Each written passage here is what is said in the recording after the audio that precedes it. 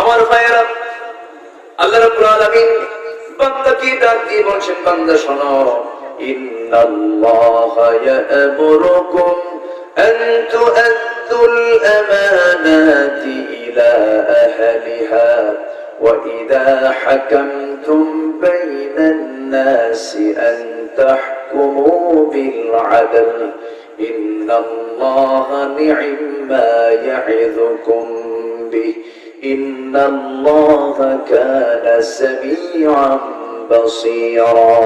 জোরে বলুন আল্লাহু আকবার। কোরআন কার কথা?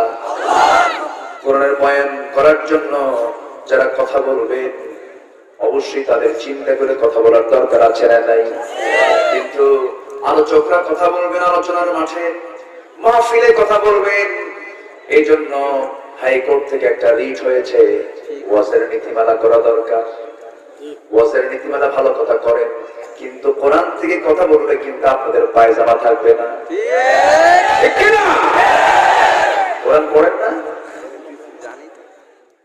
আপনি সুদ খাবেন, আপনি ঘুষ খাবেন, আপনি জেনা করবেন, আপনি মদ খাবেন, আপনি বেশ্যাবৃত্তির লাইসেন্স দিবেন, আপনি পর্দাহীনতার ব্যাপারে আপনি কোনো কথা বলবেন না, বেহায়া হয়ে মেয়েরা চলাফেরা করবে, আপনি কোনো কথা বলবেন না। কোরআন কি এগুলোর পক্ষে কথা বলে নাকি? আস্তুল কথা বলে? কোরআনের হক কথা বললে পরে কোন বাতিল সামনে টিকতে পারবে না। বলা হচ্ছে নীতিমালা হোক, হ্যাঁ নীতিমালা করে ভালো। যারা কিসসা কাহিনী করে, বাবার গল্প, দাদার গল্প, আমার পীর বাবা, খাজা বাবা, কলা খাবা, যারা এগুলো গল্প করে তাদের গল্প বন্ধ হবে। কোরআন হচ্ছে হকের নির্যাস, ঠিক কিনা? হকের মূল হলো কোরআন। কোরআন নিজের গায়ে লেগে যায়, ঠিক কিনা? কোরআনকে মানলে নিজের গায়ে লাগে না? আমরা কি ভালো? আমরা তো ভালো না, ভালো না বলেই তো আমাদের গায়ে লাগে। মঞ্চে উঠে মাইক টেনে বলে কিসের ওয়াজ? যে সমস্ত শৃঙ্খল তোমরা এগুলো করে ওদের জন্মে বেজাল।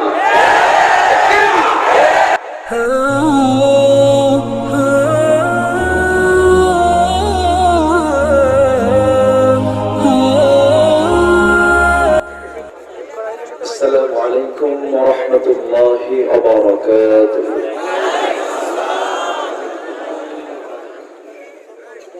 السلام عليكم ورحمة الله وبركاته.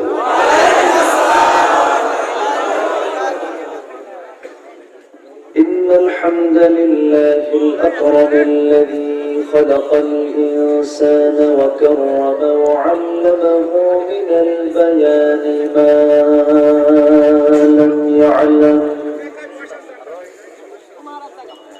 فسبحان الذي لا يحصى امتنانه باللسان ولا بالقلم. نشهد أن لا إله إلا الله وحده لا شريك له، ونشهد أن سيدنا وحبيبنا ومولانا محمدا عبده ورسوله الذي أرسله بالحق بشيرا ونذيرا وداعيا إلى الله بإذنه وسراجا وقمرا منيرا. فقد قال الله تعالى في كلامه المجيد وفرقانه الحميد: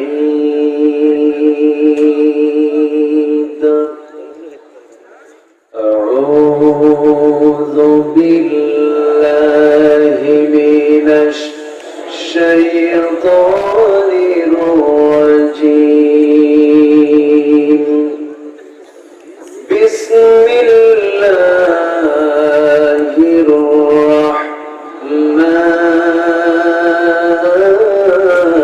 الرحيم.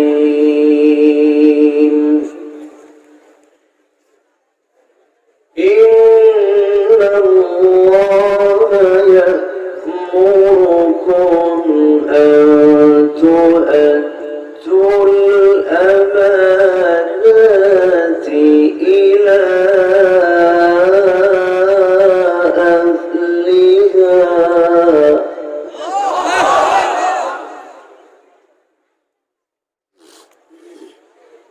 وإذا حكمتم بين الناس أن تحكموا بالعدل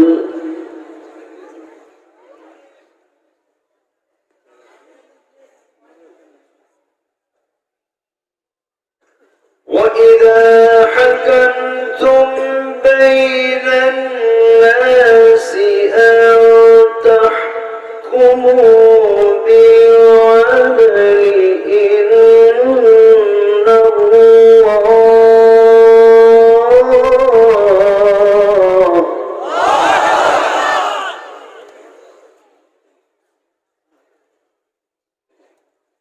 إن الله نعم ما يعظكم به إن الله كان سميعا بصيرا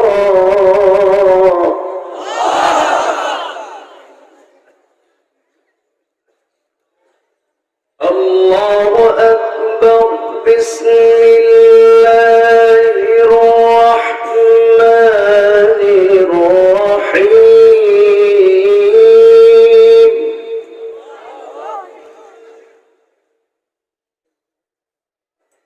إن الله وملائكته يصلون على النبي يا أيها الذين آمنوا صلوا عليه وسلموا تسليما اللهم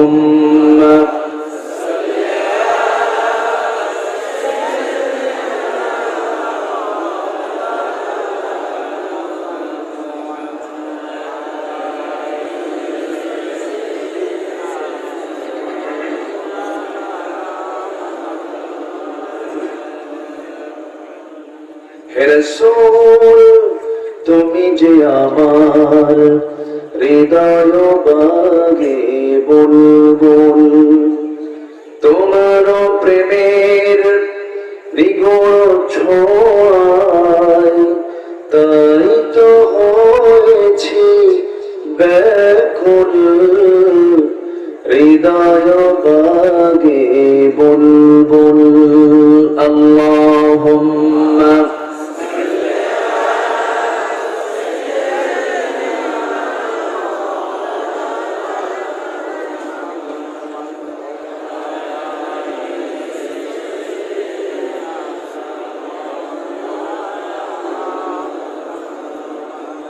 সবাই বলুন বালাগাল উলা বিকামালিহি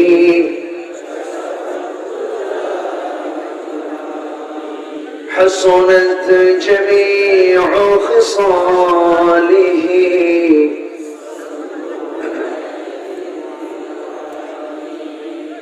سراج الملة ترهي فخر دو عالم دلبار مولاه شريف الأنبياء نسخا كل أديان ذره بلغ العلا بكماله كشف التجى بجماله حسنت جميع خصاله সাল্লু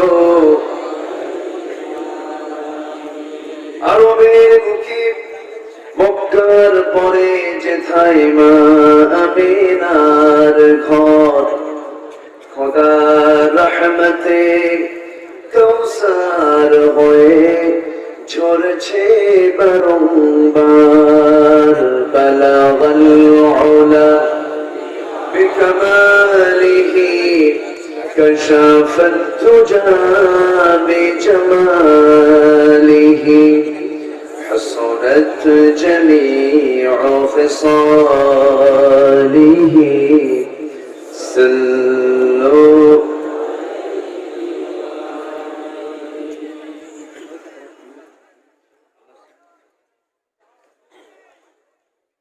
কুষ্টিয়া অঞ্চলের চুয়াডাঙ্গা জেলার আলমডাঙ্গা উপজেলার মহেশপুর যুব সমাজ মাহফিল ইন্তেসামি কমিটি কর্তৃক আয়োজিত প্রায় অর্ধ যুগ 11তম বার্ষিক তাফসীরুল কুরআন মাহফিল 2021 মহেশপুর সরকারি প্রাথমিক বিদ্যালয় মাঠে অনুষ্ঠিত আজকের এই মহৎ আয়োজনে সম্মানিত সুযোগ্য সভাপতি তারুণ্যের অহংকার হাটবড়িয়া স্কুল এন্ড কলেজের সভাপতি জনাব নাহিদ হাসনাত সোহাগ সাহেব, আমার পূর্বে কথা বলেছেন নন্দিত আলেম দ্বীন, আমার অত্যন্ত কাছের আমার হৃদয়ের আলমডাঙ্গার কৃতি সন্তান মুহতারাম মাওলানা হুসাইন আহমদ মাহফুজ সাহেব, উপস্থিত হযরত উলামায়ে কেরাম, ফদলায়ে ইসলাম, সুশীল সমাজ, জাতির শ্রেষ্ঠ সন্তান, শিক্ষক মন্ডলী, জাতির বিবেক সাংবাদিক বৃন্দ, প্রশাসনের দায়িত্ব নিয়োজিত কর্মকর্তা বৃন্দ, সামনে উপস্থিত আজকের মাহফিলের প্রধান আকর্ষণ, যাদেরকে নিয়ে আজকের এই সাজানো একটি বাগান, দূরে ও কাছের বিভিন্ন স্থান থেকে পঙ্গপালের মতো ছুটে আসা কালেমার ঝান্ডাবাহী, তাওহীদের পতাকাবাহী, দ্বীন ইসলামের নরসারদুল বীর মুজাহিদ, প্রাণ প্রিয় সম্মানিত দ্বীনী ভাইরা, আড়ালে বসে আছেন শ্রদ্ধেয়া সম্মানিতা মা বোনেরা। আলোচনার সূচনায় আনুষ্ঠানিকতার মধ্য দিয়ে আমার পক্ষ থেকে হৃদয় নিংড়ানো দিল খোলা সালাম, আসসালামু আলাইকুম ওয়া রাহমাতুল্লাহি তাআলা ওয়া বারাকাতুহু। সালামের জবাব একটু দুর্বল মনে হলো, দুপুরের খাবারটা ঠিক মতো হয়নি মনে হয়। আসসালামু আলাইকুম ওয়া রাহমাতুল্লাহি ওয়া বারাকাতুহু। সবাই কেমন আছেন? আমাকেও প্রশ্ন করেছেন। আল্লাহর মেহেরবানিতে আল্লাহ পাক আমাকেও আপনাদের মতোই ভালো রেখেছেন। বলছি আলহামদুলিল্লাহ, আবারও বলছি আলহামদুলিল্লাহ।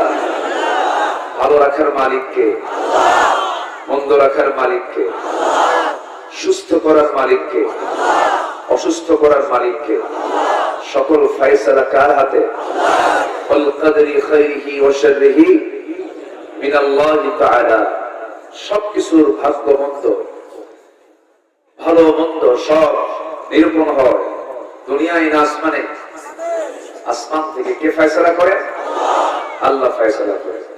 যে মহান আল্লাহ সুবহানাহু ওয়া তাআলা আমাকে আপনাকে হাজারো কাজের ভিড়ে ব্যস্ত সময় না কেটে দিনের সকল কর্মসূচি স্থগিত ঘোষণা করে এই ব্যস্তপূর্ণ সময়, যে সময় মানুষের মূল একটি কার্য সময়, সেই সময়টা আমরা কোরআনের জন্য বের করে নিয়েছি। দ্বীনের জন্য আমরা এই সময়টা আমরা বের করে নিয়েছি আমার জীবন থেকে। যিনি আমাকে আপনাকে এমন একটি বরকতপূর্ণ জায়গায় আসার তৌফিক দিলেন, সেই মহান মাবুদের দরবারে আমরা সবাই লাখ কোটি সেজুদ শুকর আদায় করি, মুহাব্বাতান জোরালো কণ্ঠে বলে উঠছি আলহামদুলিল্লাহ। আরো জোরে আলহামদুলিল্লাহ। চিৎকার মেরে বলছি আল্লাহুম্মা ইন্নী আসআলুকা আল হুদা ওয়াত তুকা ওয়াল আফাফা ওয়াল গিনা। সবাই বলি আল্লাহুম্মা লাকা আসলামতু ওয়া বিকা আমানতু ওয়া আলাইকা তাওয়াক্কালতু ওয়া ইলাইকা আনাবতু ওয়া বিকা খাসামতু। আমরা আল্লাহ তাআলা শুকর আদায় করে নিলাম।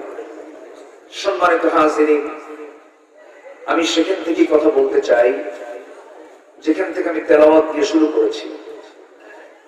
আমি কোরআনে কারীমের ধারাবাহিক সূরা সূরাতুন নিসা 4 নম্বর সূরা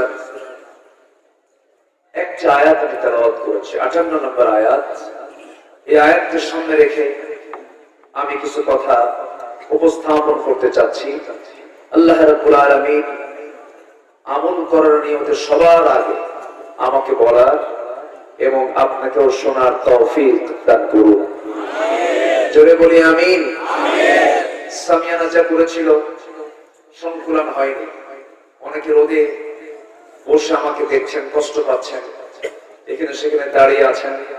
আমি প্রথমে কমিটির পক্ষ থেকে ক্ষমা সুন্দর দৃষ্টি কামনা করছি। একটু কষ্ট করে যারা শুনছেন তাদের সওয়াবটা কম হবে না বেশি হবে? বেশি হবে। সম্মানিত হাজিরিন, আমি সেখান থেকে কথা বলবো যেখান থেকে আমি তেলাওয়াত দিয়ে শুরু করেছি। আল্লাহর কালাম এটা একটা সমুদ্র। এটা কি সমুদ্র? যার শুরু আছে শেষ নেই, যার ব্যাখ্যা শুরু হবে পৃথিবীর কেউ শেষ করতে পারবে না। কোরআন যে আল্লাহর কালাম তার সবচেয়ে বড় প্রমাণ হচ্ছে ওই আয়াতটা। কোন আয়াত? আল্লাহ রাব্বুল আলামিন বলেন ওয়ালাউ আন্নামা ফিল আরদি মিন শাজারাতিন আকলাম ওয়াল বাহরু ইয়ামুদ্দুহু মিন বা'দিহি সাব'আতু আবহুর মা নাফিদাত কালিমাতুল্লাহ। জোরে বলি আল্লাহু আকবার।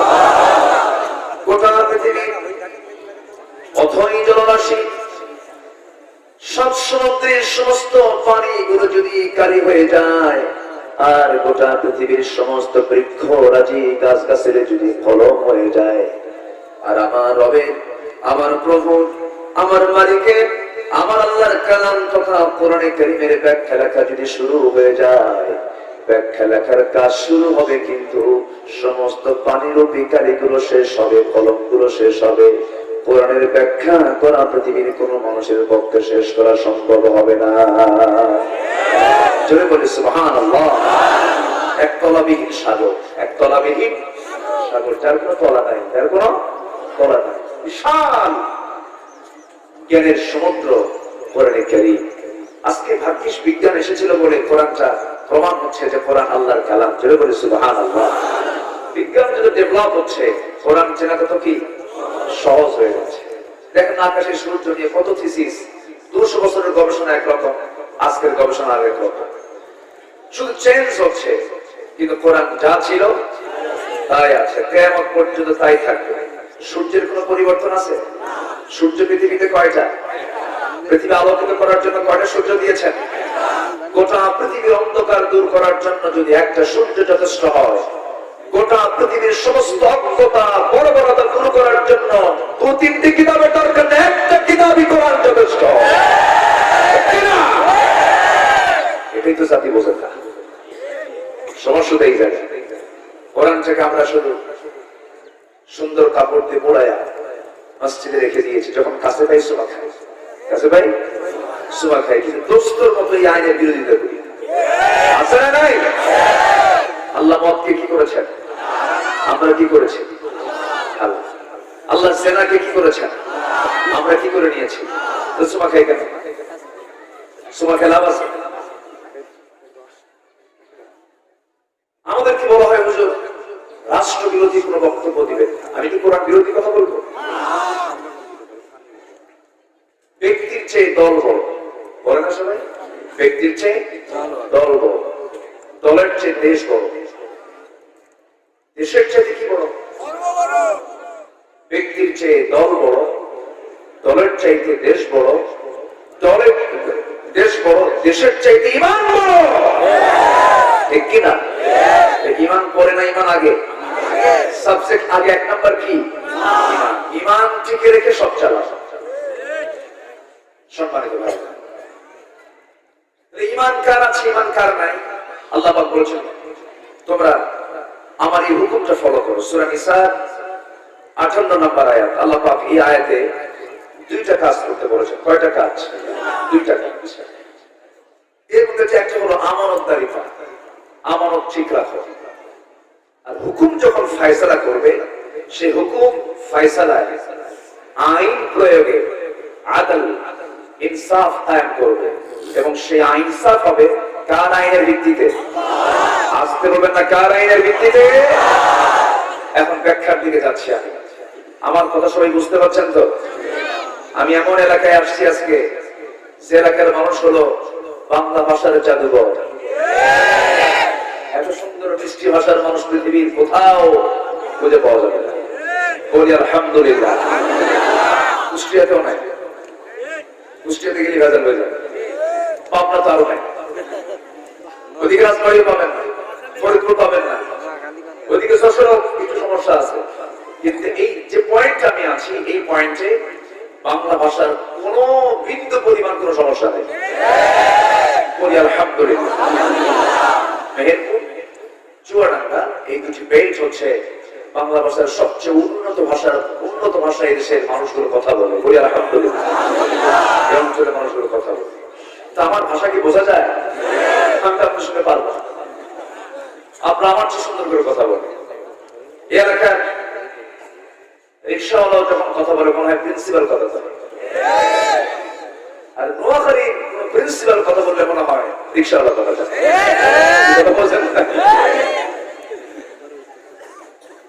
তার আঞ্চলিকতায় ওইদিকে চলে আসে, ওটাও ভাষা। আঞ্চলিক যে ভাষা, এটাও কিন্তু একটা ভাষা। ভাষাগুলো কে দিয়েছেন? আল্লাহ দিয়েছেন। দেখি আমি ভাঙ্গাচুরা কিছু কথা বলতে এসেছি, একটু চেষ্টা করছি কিছু কথা বলার। আমরা শুনবো, জোরে বলি ইনশাআল্লাহ। সময় আছে, টেনশন নাই। হেদায়েতের জন্য, আমলের জন্য বেশি কথা শোনা লাগে না। সামান্য একটি কথা শুনলেই হয়ে যায়। এক সাহাবী এসে বলেন, ইয়া রাসূলুল্লাহ, আমাকে সামান্য কিছু আমল শেখান, আমি বেশি আমল করতে পারবো না। রাসূল বললেন, তুমি কি আমল করবে বলো? তিনি বলছেন, আরাইতা ইদা সাল্লাইতুল মাকতুবাত ওয়া সুমতু রমাদান ওয়া হালালতুল হালালা ওয়া হারামতুল হারামা ওয়া লাম আযিদ আলা যালিকা শাইআন আদখুলুল জান্নাতা ইয়া রাসূলুল্লাহ। তিনি বললেন, ইয়া রাসূলুল্লাহ, আমি যদি 5 ওয়াক্ত সঠিকভাবে নামাজটা আদায় করি, খুশুর সাথে সুন্দর করে যদি নামাজটা আমি পড়ি, রমজান মাসে রোজা যদি রাখি, হালালকে যদি হালাল হিসাবে গ্রহণ করে হালাল জীবন গ্রহণ করি, হারামকে যদি বর্জন করি, হারামকে হারাম মনে করে হারামকে বর্জন করি, আমি কি জান্নাত পাবো না হুজুর? রাসূল সঙ্গে সঙ্গে মুস্কি হাসি মেরে বললেন, নাম, অবশ্যই তুমি জান্নাতের মেহমান হয়ে যাবে। নামাজ কতক্ষণ লাগলো বলেন? আমার নবীজি কতক্ষণ করলেন? মাত্র আধা সেকেন্ড, আমার কি বল, আধা মিনিটে শেষ। বিশ্বের সেরা ভাষণ দিয়েছেন আমার নবীজি। বিদায় হজের ভাষণ, যে ভাষণকে এখনো গবেষণায় নিয়ে আসা হয়, যে বিদায় হজের ভাষণের মধ্যে মানবতার কথা আছে, সামাজিক কথা আছে, অর্থনৈতিক নিশ্চয়তার কথা আছে, দেশ চালানোর কথা আছে, সকল কথার সমষ্টি হলো বিদায় হজের ভাষণ। সেই ভাষণটা রাসূল স্বলক্ষ সাহাবীর মাঝে তিনি যখন আরাফার ময়দানে যখন সাহাবায়ে কেরামকে লক্ষ্য করে যখন ভাষণটা দিয়েছেন, সেই ভাষণের মধ্যে এত বেশি লম্বা তিনি কথা বললেন না, নাতি দীর্ঘ সংক্ষিপ্ত একটা বক্তব্য দিয়েছেন। মাত্র 15 থেকে 20 মিনিট গোটা দুনিয়ার সমস্ত কথাগুলো তার আলোচনার মধ্যে চলে এসেছে। জোরে বলে সুবহানাল্লাহ। আমার রাসূল ছিলেন, বেশি কথা বলতেন না তিনি, কিন্তু একটা লাইনের ভিতরে অনেকগুলো কথার জমানো রস থেকে যেত। সংক্ষিপ্ত কথা বলতেন, কিন্তু অনেকগুলো কথা তার মধ্যে লুকানো থাকতো। আমার বন্ধুগণ, কোরআন কিন্তু কোরআনের চাইতে আকারে বড় বই পৃথিবীতে বহু আছে। মোটা মোটা বই আছে, অনেক শব্দ বাক্যি সমষ্টি বই পৃথিবীতে কোরআনের চাইতে অনেক বড় বড় বই আকারে বড় আছে। কিন্তু কোরআনটা কিন্তু বেশি আকারে বড় না হলেও কোরআনটা এমন একটা কিতাবের নাম, পৃথিবীর সমস্ত জ্ঞান বিজ্ঞানের মূল উৎস হলো কোরআনে কারীম। জোরে বলি সুবহানাল্লাহ। যার প্রতিটা অক্ষর কিতাব, শব্দ কিতাব, বাক্য কিতাব, আয়াত কিতাব। আল্লাহু আকবার। কিন্তু আজকে আমরা এটাকে অকার্যকর করে রাখছি। কি করে রাখছি? অকার্যকর। শুধু নামাজে রাখছি। এটা কোথায় রাখছি? নামাজে। আমার বন্ধুগণ, দুইটা কাজ আল্লাহ কুরআন আমিন এই আয়াতের মধ্যে করতে বলেছেন। এরপর ইমানদারকে ডাক দিয়ে আনুগত্যের কথাও বলেছেন দ্বিতীয় আয়াতে, 59 নম্বর আয়াতে। দেখি সময় পেলে সেই দিকে আমি যাবো, কারণ একটা আয়াতের সঙ্গে আরেকটা আয়াতের কানেকশন আছে না নাই, সংযোগ আছে না নাই। যদি সময় পেয়ে থাকি দেখি একটু জোড়া লাগাই দেবো। জোরে বলি ইনশাআল্লাহ। আমার ভাইয়েরা, আল্লাহ রাব্বুল আলামিন বান্দাকে ডাক দিয়ে বলছেন, বান্দা শোনো, ইন্নাল্লাহা ইয়া'মুরুকুম আন তু'আদ্দুল আমানাতি ইলা আহলিহা ওয়া ইযা হাকামতুম বাইনান নাসি আন তাহকুমু বিল আদল ইন্নাল্লাহা নি'মা ইয়া'ইযুকুম বিহি ইন্নাল্লাহা কানা সামিআন বাসীরা। জোরে বলুন আল্লাহু আকবার। কোরআন কার কথা? কোরআনের বয়ান করার জন্য যারা কথা বলবেন অবশ্যই তাদের চিন্তা করে কথা বলার দরকার আছে না নাই? কিন্তু আলোচকরা কথা বলবেন আলোচনার মাঠে, মাহফিলে কথা বলবেন। এই জন্য হাইকোর্ট থেকে একটা রিট হয়েছে, ওয়াজের নীতিমালা করা দরকার। ওয়াজের নীতিমালা ভালো কথা করেন, কিন্তু কোরআন থেকে কথা বললে কিন্তু আপনাদের পায়জামা থাকবে না। ঠিক কি না? কোরআন পড়েন না? আপনি সুদ খাবেন, আপনি ঘুষ খাবেন, আপনি জেনা করবেন, আপনি মদ খাবেন, আপনি বেশ্যাবৃত্তির লাইসেন্স দিবেন, আপনি পর্দাহীনতার ব্যাপারে আপনি কোনো কথা বলবেন না, বেহা হয়ে মেয়েরা চলাফেরা করবে, আপনি কোনো কথা বলবেন না। কোরআন কি এগুলোর পক্ষে কথা বলে নাকি? আজ তো কথা বলে। কোরআনের হক কথা বললে পরে কোন বাতিল শব্দে টিকতে পারবে না। বলা হচ্ছে নীতিমালা হোক। হ্যাঁ, নীতিমালা করো, ভালো। যারা কিসসা কাহিনী করে, বাবার গল্প, দাদার গল্প, আমার পীর বাবা, খাজা বাবা, কলা খাবা, যারা এগুলো গল্প করে তাদের গল্প বন্ধ হবে। কোরআন হচ্ছে হকের নির্যাস। ঠিক কিনা? হকের মূল হলো কোরআন। কোরআন নিজের গায়ে লেগে যায়। ঠিক কিনা? কোরআনকে মানলে নিজের গায়ে লাগে না? আমরা কি ভালো? আমরা তো ভালো না। ভালো না বলেই তো আমাদের গায়ে লাগে। মঞ্চে উঠে মাইক টেনে বলে কিসের ওয়াজ? যে সমস্ত উশৃঙ্খল তোমরা এগুলো করে ওদের জন্মে বেজাল। এই সমস্ত বাতিলদের মোকাবেলা করতে রাজি আছেন কারা কারা? হাত তুলে দেখান।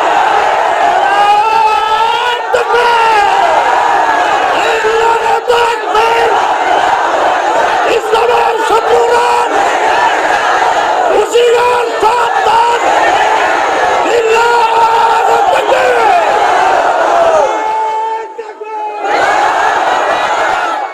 সম্মানিত ভাইয়েরা, ওয়াজের নীতিমালা কেন? নীতিমালা কোরআন দিয়ে করে, সবই তাদের ঠিক হয়ে যায়। ঠিক কিনা? ওই হিম্মত নাই। সম্মানিত ভাইয়েরা, আমরা কোন দলকে গালি দিতে আসি, সব দলই আমাদের ভাই, কোন সমস্যা নেই, সব ঠিক আছে। শুধু বলে একটা কথা বলে যে হুকুম কোন দুনিয়ার নিয়মে চলবে না, সব হুকুম আল্লাহর নিয়মে চলবে। তাহলে তো সব কাজ সোজা হয়ে যায়। ঠিক কিনা? কিন্তু এটা বলতে গেলে কি এত সস্তা? স্যাক্রিফাইস আছে না নাই? কোরবানি আছে না নাই? এত সস্তা জান্নাত না। জান্নাত পেতে হলে ত্যাগ স্বীকার করতে হবে। বেলাল জান্নাতে এমনি পাবে, সুমাইয়ার মতো মানুষ জান্নাতের গন্ধ এমনি পাবে, আব্দুর রহমান ইবনে আওফের মতো মানুষ দুনিয়াতে বসে জান্নাতের সংবাদ এমনি পাবে। ত্যাগের মধ্য দিয়ে জান্নাত দিতে হবে। সস্তা সস্তা ফাঁকিবাজি কাজ করে জান্নাত পাওয়া যাইবে না, পাওয়া যাবে। যার আমানত নাই, ঈমান কিসের? হাদিস এটা, লা ঈমানা লিমান লা আমানাতা লাহু। যার আমানতদারি নেই তার ঈমানই নাই। একটা চেয়ার, একটা ক্ষমতা পাওয়া একটা আমানত, ঠিক কিনা? ঠিক কিনা? আমানত। এই আমানতের যে খেয়ানত করবে, জান্নাত না জাহান্নাম? জান্নাত না জাহান্নাম? যার মতো আপনি অবিচার করবেন সে হবে আপনার মামলার বাদী। একদিন আপনাকে জাহান্নামে যেতে হবে। চেয়ার একটা আমানত। যিনি চেয়ারম্যান হবেন ভাবতে হবে আমি যে দল করি শুধু আমার দলীয় লোক, আমার এলাকার মানুষ না, আমি সবার চেয়ারম্যান। এই মানসিকতা নিয়ে যদি আমরা চলতাম, আজকে এই মামলা, এই পাহাড় যন্ত্রণা পড়বে। সম্মানিত ভাইরা, আমানত আমরা ঠিক রাখবো, চলে বলি ইনশাআল্লাহ। কি সাহাবীরা ছিলেন, আল্লাহু আকবার। হযরত ওমর ফারুকের শাসন আমল, হিমসের গভর্নর ছিলেন একজন সাহাবী সাঈদ ইবনে আমির। সাঈদ বিন আমির রাদিয়াল্লাহু তাআলা আনহু, তাকে গভর্নর নিযুক্ত করা হলো, সর্বোচ্চ পদ গভর্নর। জনগণ তার উপরে রেগে গেল, খেপে গেল। তার বিরুদ্ধে রিপোর্ট জমা হলো মূল খলিফার কাছে এসে, ওমর ফারুকের কাছে এসে বলা হলো যে এমন গভর্নর নিযুক্ত করলেন যাকে আমরা পাই না, যার মধ্যে আমরা 4টা দোষ দেখতে পাচ্ছি। হযরত ওমর ফারুক বললেন, কি 4টি দোষ বলো? নাম্বার 1 দোষ হলো আমাদের গভর্নর তিনি যখন অফিসে আসতেন, যেটা নির্দিষ্ট টাইম, তার চেয়ে তিনি 2 ঘন্টা 3 ঘন্টা বিলম্ব করে অফিসে আসে। সময়ের ব্যাপারে তিনি সচেতন না। নাম্বার 2 হলো সপ্তাহে তিনি একদিন আসেন না। নাম্বার 3 হলো সন্ধ্যার পরে আমরা জনগণ যখন তার কাছে কোনো কাজের জন্য যাই, তিনি আমাদেরকে সময় দেন না, কথাও বলেন না। নাম্বার 4 হলো তার সামনে যখন আমরা কোনো কাজে যাই, কোনো পরিকল্পনা করতে যাই, মাঝে মাঝে আমরা লক্ষ্য করে দেখি সেই সময় উনি মৃগী রোগীর মতো অজ্ঞান হয়ে জমিনে পড়ে থাকেন, কোনো হোশ থাকে না। এই সমস্ত লোকদের গভর্নরের দায়িত্ব পালন হবে কেমনে? আমিরুল মুমিনিন এগুলোর জবাবটা আপনাকে একটু দিতে হবে। হযরত ওমর ফারুক ব্যক্তিগতভাবে জানতেন সাঈদ বিন আমির খুব ভালো মানুষ। তিনি আগে এই কথাগুলো কামলে না নিয়ে আগে গভর্নরকে ডাকিয়ে পাঠালেন, বললেন সাঈদ বিন আমির তোমাকে এক্ষুনি আসতে হবে। তিনি হিমস থেকে রওনা করলেন মদিনার দিকে। মদিনা হলো সেন্টার, সেই সময় মদিনা থেকে রাষ্ট্র পরিচালনা হতো। মদিনায় চলে আসেন হিমস থেকে আসার পর তার সামনে যখন দাঁড়ালেন, হযরত ওমর ফারুক বললেন, ও সাঈদ বিন আমির, আমি তোমাকে অভিযোগের শুরু কোনো কথা বলবো না, তবে তোমার ব্যাপারে জনগণ 4টা অভিযোগ দিয়েছে। কি অভিযোগ? তুমি প্রত্যেকদিন অফিসে দেরি করে যাও, সপ্তাহে একদিন যাও না, মাঝে মাঝে মৃগী রোগীর মতো অজ্ঞান হয়ে পড়ো। নাম্বার 4 হলো সন্ধ্যার পরে তোমার কাছে কেউ যদি কোনো কাজ নিয়ে আসে, তুমি তাদের ডাকে সাড়া দাও না। এর কারণটা কি? গভর্নর তোমাকে জবাব দিতে হবে। সাঈদ বিন আমির চোখের পানি ফেলতে ফেলতে বলছেন, আমিরুল মুমিনিন, আল্লাহর কসম করে বলি, আমার বিরুদ্ধে যে অভিযোগগুলো দেওয়া হয়েছে, 4টি অভিযোগের সুস্পষ্ট জবাব আমি দেওয়ার জন্য প্রস্তুত। সুবহানাল্লাহ। সাঈদ বিন আমির রাদিয়াল্লাহু তাআলা আনহু সঙ্গে সঙ্গে বললেন, আমিরুল মুমিনিন, আমি হিমসের একজন বড় গভর্নর হতে পারি, কিন্তু আমার বাড়িতে কোনো দাস দাসী নেই, কোনো কাজের মেয়ে নাই। আমার স্ত্রী, আমার সন্তানাদি, পরিবার পরিজন আছে, আমার অনেকগুলো বাচ্চা কাচ্চা আছে, সন্তানগুলো আছে। কাপড় চোপড়গুলো ধোয়ার ব্যাপারে, রান্না বান্নার ব্যাপারে আমার স্ত্রীকে সহযোগিতা করার জন্য কোনো দাসী আমি রাখি নাই, আমি নিজেই তার সঙ্গে আমি তার সেবা করে যাই। সমস্ত কাজ কাভার করতে একটু দেরি হয়ে যায়, এই জন্য অফিস আসতে আমার একটু বিলম্ব হয়ে যায়। নাম্বার 2 হলো আমার বিরুদ্ধে অভিযোগ দেওয়া হয়েছে আমি নাকি সপ্তাহে একদিন যাই না অফিসে। হ্যাঁ আমিরুল মুমিনিন, আমার গায়ে যে কাপড়টা দেখতেছেন, আমার গায়ে যে জুব্বা দেখতেছেন, এই জুব্বা ছাড়া বিকল্প কোন সেকেন্ড জুব্বা আমার নাই, সেকেন্ড কোন কাপড় আমার নাই। 6টা দিন একই কাপড় পরতে পরতে ময়লা হয়ে যায়, এই কাপড়টা তো অন্তত একটা দিন তো ধোয়া দরকার। জুমার দিন সেদিন আমি কাপড়টা যখন ধুইতে যাই, একটা ছোট্ট চাদর আমার গায়ে কোনো মতো ঢেকে নিয়ে আমি কাপড়টা ধুয়ে ফেলি। ওই ড্রেস মানে কেমনে যাব, আমার অফিসে যেতে পারি না, এই জন্য দেরি হয়ে যায়। ওমরে ফারুকের চোখের কোনা বেয়ে টপ টপ করে পানি পড়া শুরু হয়ে গেছে। আরে আমি কার বিরুদ্ধে অভিযোগগুলো আমি দিচ্ছি, সেটা আমার উত্তম হয়ে গেছে। এরপরে তিনি বললেন, আমিরুল মুমিনিন, আমার বিরুদ্ধে অভিযোগ দেওয়া হয়েছে আমি নাকি সন্ধ্যার পরে জনগণকে টাইম দেই না। আল্লাহি ইয়া আমিরুল মুমিনিন, আমি সারাটা দিন জনগণ যত কাজ নিয়ে আসে চেষ্টা করি তাদের সমস্ত কাজগুলো পুরোপুরি আদায় করা। সন্ধ্যা যখন হয়ে যায় বাসায় ফিরে আসি, এশার নামাজ পড়ে নিয়া ওই যে মুসল্লায় দাঁড়িয়ে যাই, গোটা রাত আমি আমার আল্লাহকে টাইম দেওয়ার জন্য বরাদ্দ করে রাখি। একটু আস্তে কোন সুবহানাল্লাহ। এটার নাম হচ্ছে আমানত। এটার নাম কি? আমানত। নাম্বার 4 হলো আমি মাঝে মাঝে অফিসের মধ্যে চেয়ারে অফিসের কাজ পালন করতে করতে মাঝখানে হঠাৎ করে আমি মৃগী রোগীর মতো অজ্ঞান হয়ে যাই। কেন আমি কেন হয়ে যাই নিজেও জানি না। অজ্ঞান হয়ে যাওয়ার কারণ হলো জাহেলি যুগে যে সময় আমি ইসলাম কবুল করি নাই, রাসূল যখন মক্কা থেকে মদিনায় চলে গেছেন, ওই সময় খুবাইব কি মদিনা থেকে ধরে এনে যখন কুরাইশরা যখন মক্কার জেলখানার মধ্যে রেখে দিয়েছিল, খাবারগুলো বন্ধ করে দিয়েছিল, এমন অত্যাচার করেছিল আমি নিজের চোখে দেখেছি। খুবাইবের খাবার বন্ধ করেছে কুরাইশরা, আর আমি আমার নিজের চোখে দেখেছি খুবাইবকে জান্নাতের আঙ্গুর তার সামনে কে যেন ঝুলায় রেখেছে। সে আল্লাহর জিকির করত, আল্লাহর কালাম তেলাওয়াত করত। খুবাইবকে শেষ পর্যন্ত যখন বসে আনতে পারলো না, ওই সমস্ত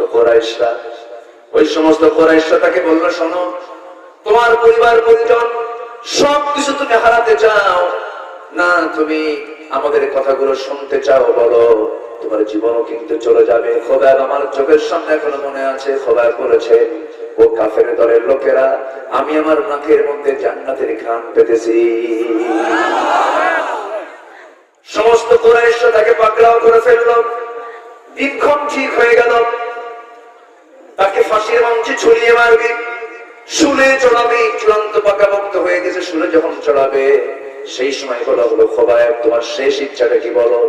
তিনি শেষ ইচ্ছা পূরণ করার জন্য ছেলেকে দেখতে চাইলেন না, মেয়েকে দেখতে চাইলেন না, বউ বাচ্চা পরিবার পরিজন কাউকে দেখতে চাইলেন না। তিনি বললেন, শোনো, আমার সর্বশেষ ইচ্ছা হলো আমাকে ওজুর পানি দিয়ে দাও, আল্লাহর সঙ্গে দাঁড়িয়ে আল্লাহর সঙ্গে দিদার করতে চাই। আমি এই দৃশ্যগুলো দেখতে লাগলাম। এরপর ওজুর পানি দিলাম আমরা, সে ওজুর পানি নিয়ে ওজু বানায় নিয়ে নামাজে দাঁড়ায় গেল। প্রথম রাকাত খুব আস্তে আস্তে করে নামাজ তিনি পড়লেন।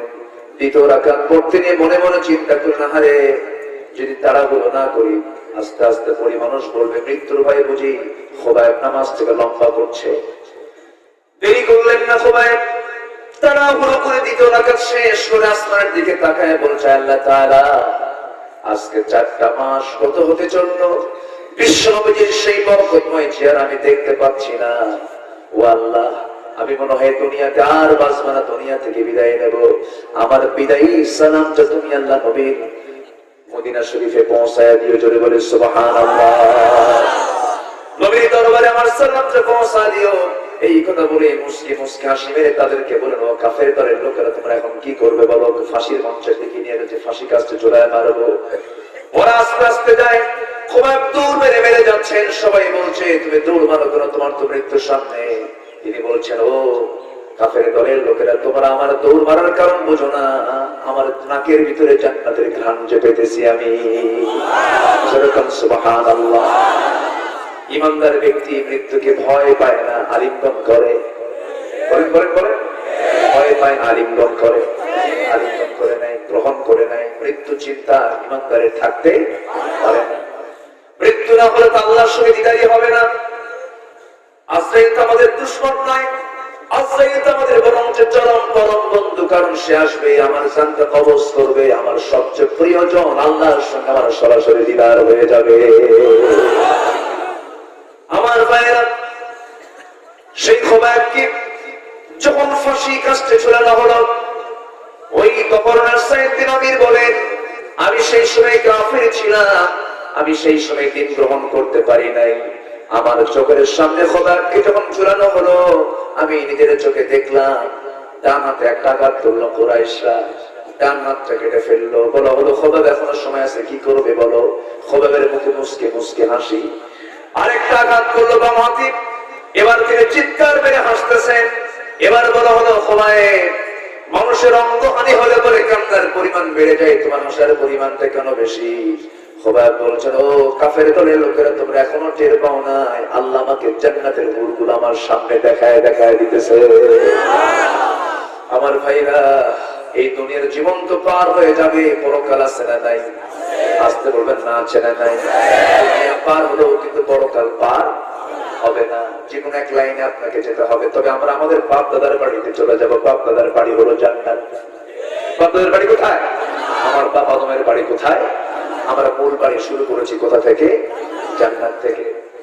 আমার ভাইয়েরা, সেই খোবাবকে যখন আমিরুল মুমিনিন চোখের সামনে যখন দুই হাত কেটে ফেলে দিল, দুই পা কেটে ফেলে দিল, আমার চোখের সামনে একজন কাফের সেই নিজে তরবারি একটা আঘাত যখন বুকে মেরে দিল, বুকতে ঢুকে পিঠ দিয়ে বের হয়ে গেল। আমি নিজে নিজে সব দেখলাম, কিন্তু প্রতিবাদ করি নাই। আমার ভিতরে প্রতিবাদী চেতনা আসে না, আমি দিন গ্রহণ করি নাই। আজকে আমি দিন গ্রহণ করেছি আমিরুল মুমিনিন। এই চিন্তা যখন আমার মাথায় ঢুকে পড়ে, অফিসে ঢুকলে যখন এই চিন্তা করি, মাঝে মাঝে ওই সময় আমার কাছে আমার যে বড় আসামি আর পৃথিবীতে কেউ না, এটা মনে হয়।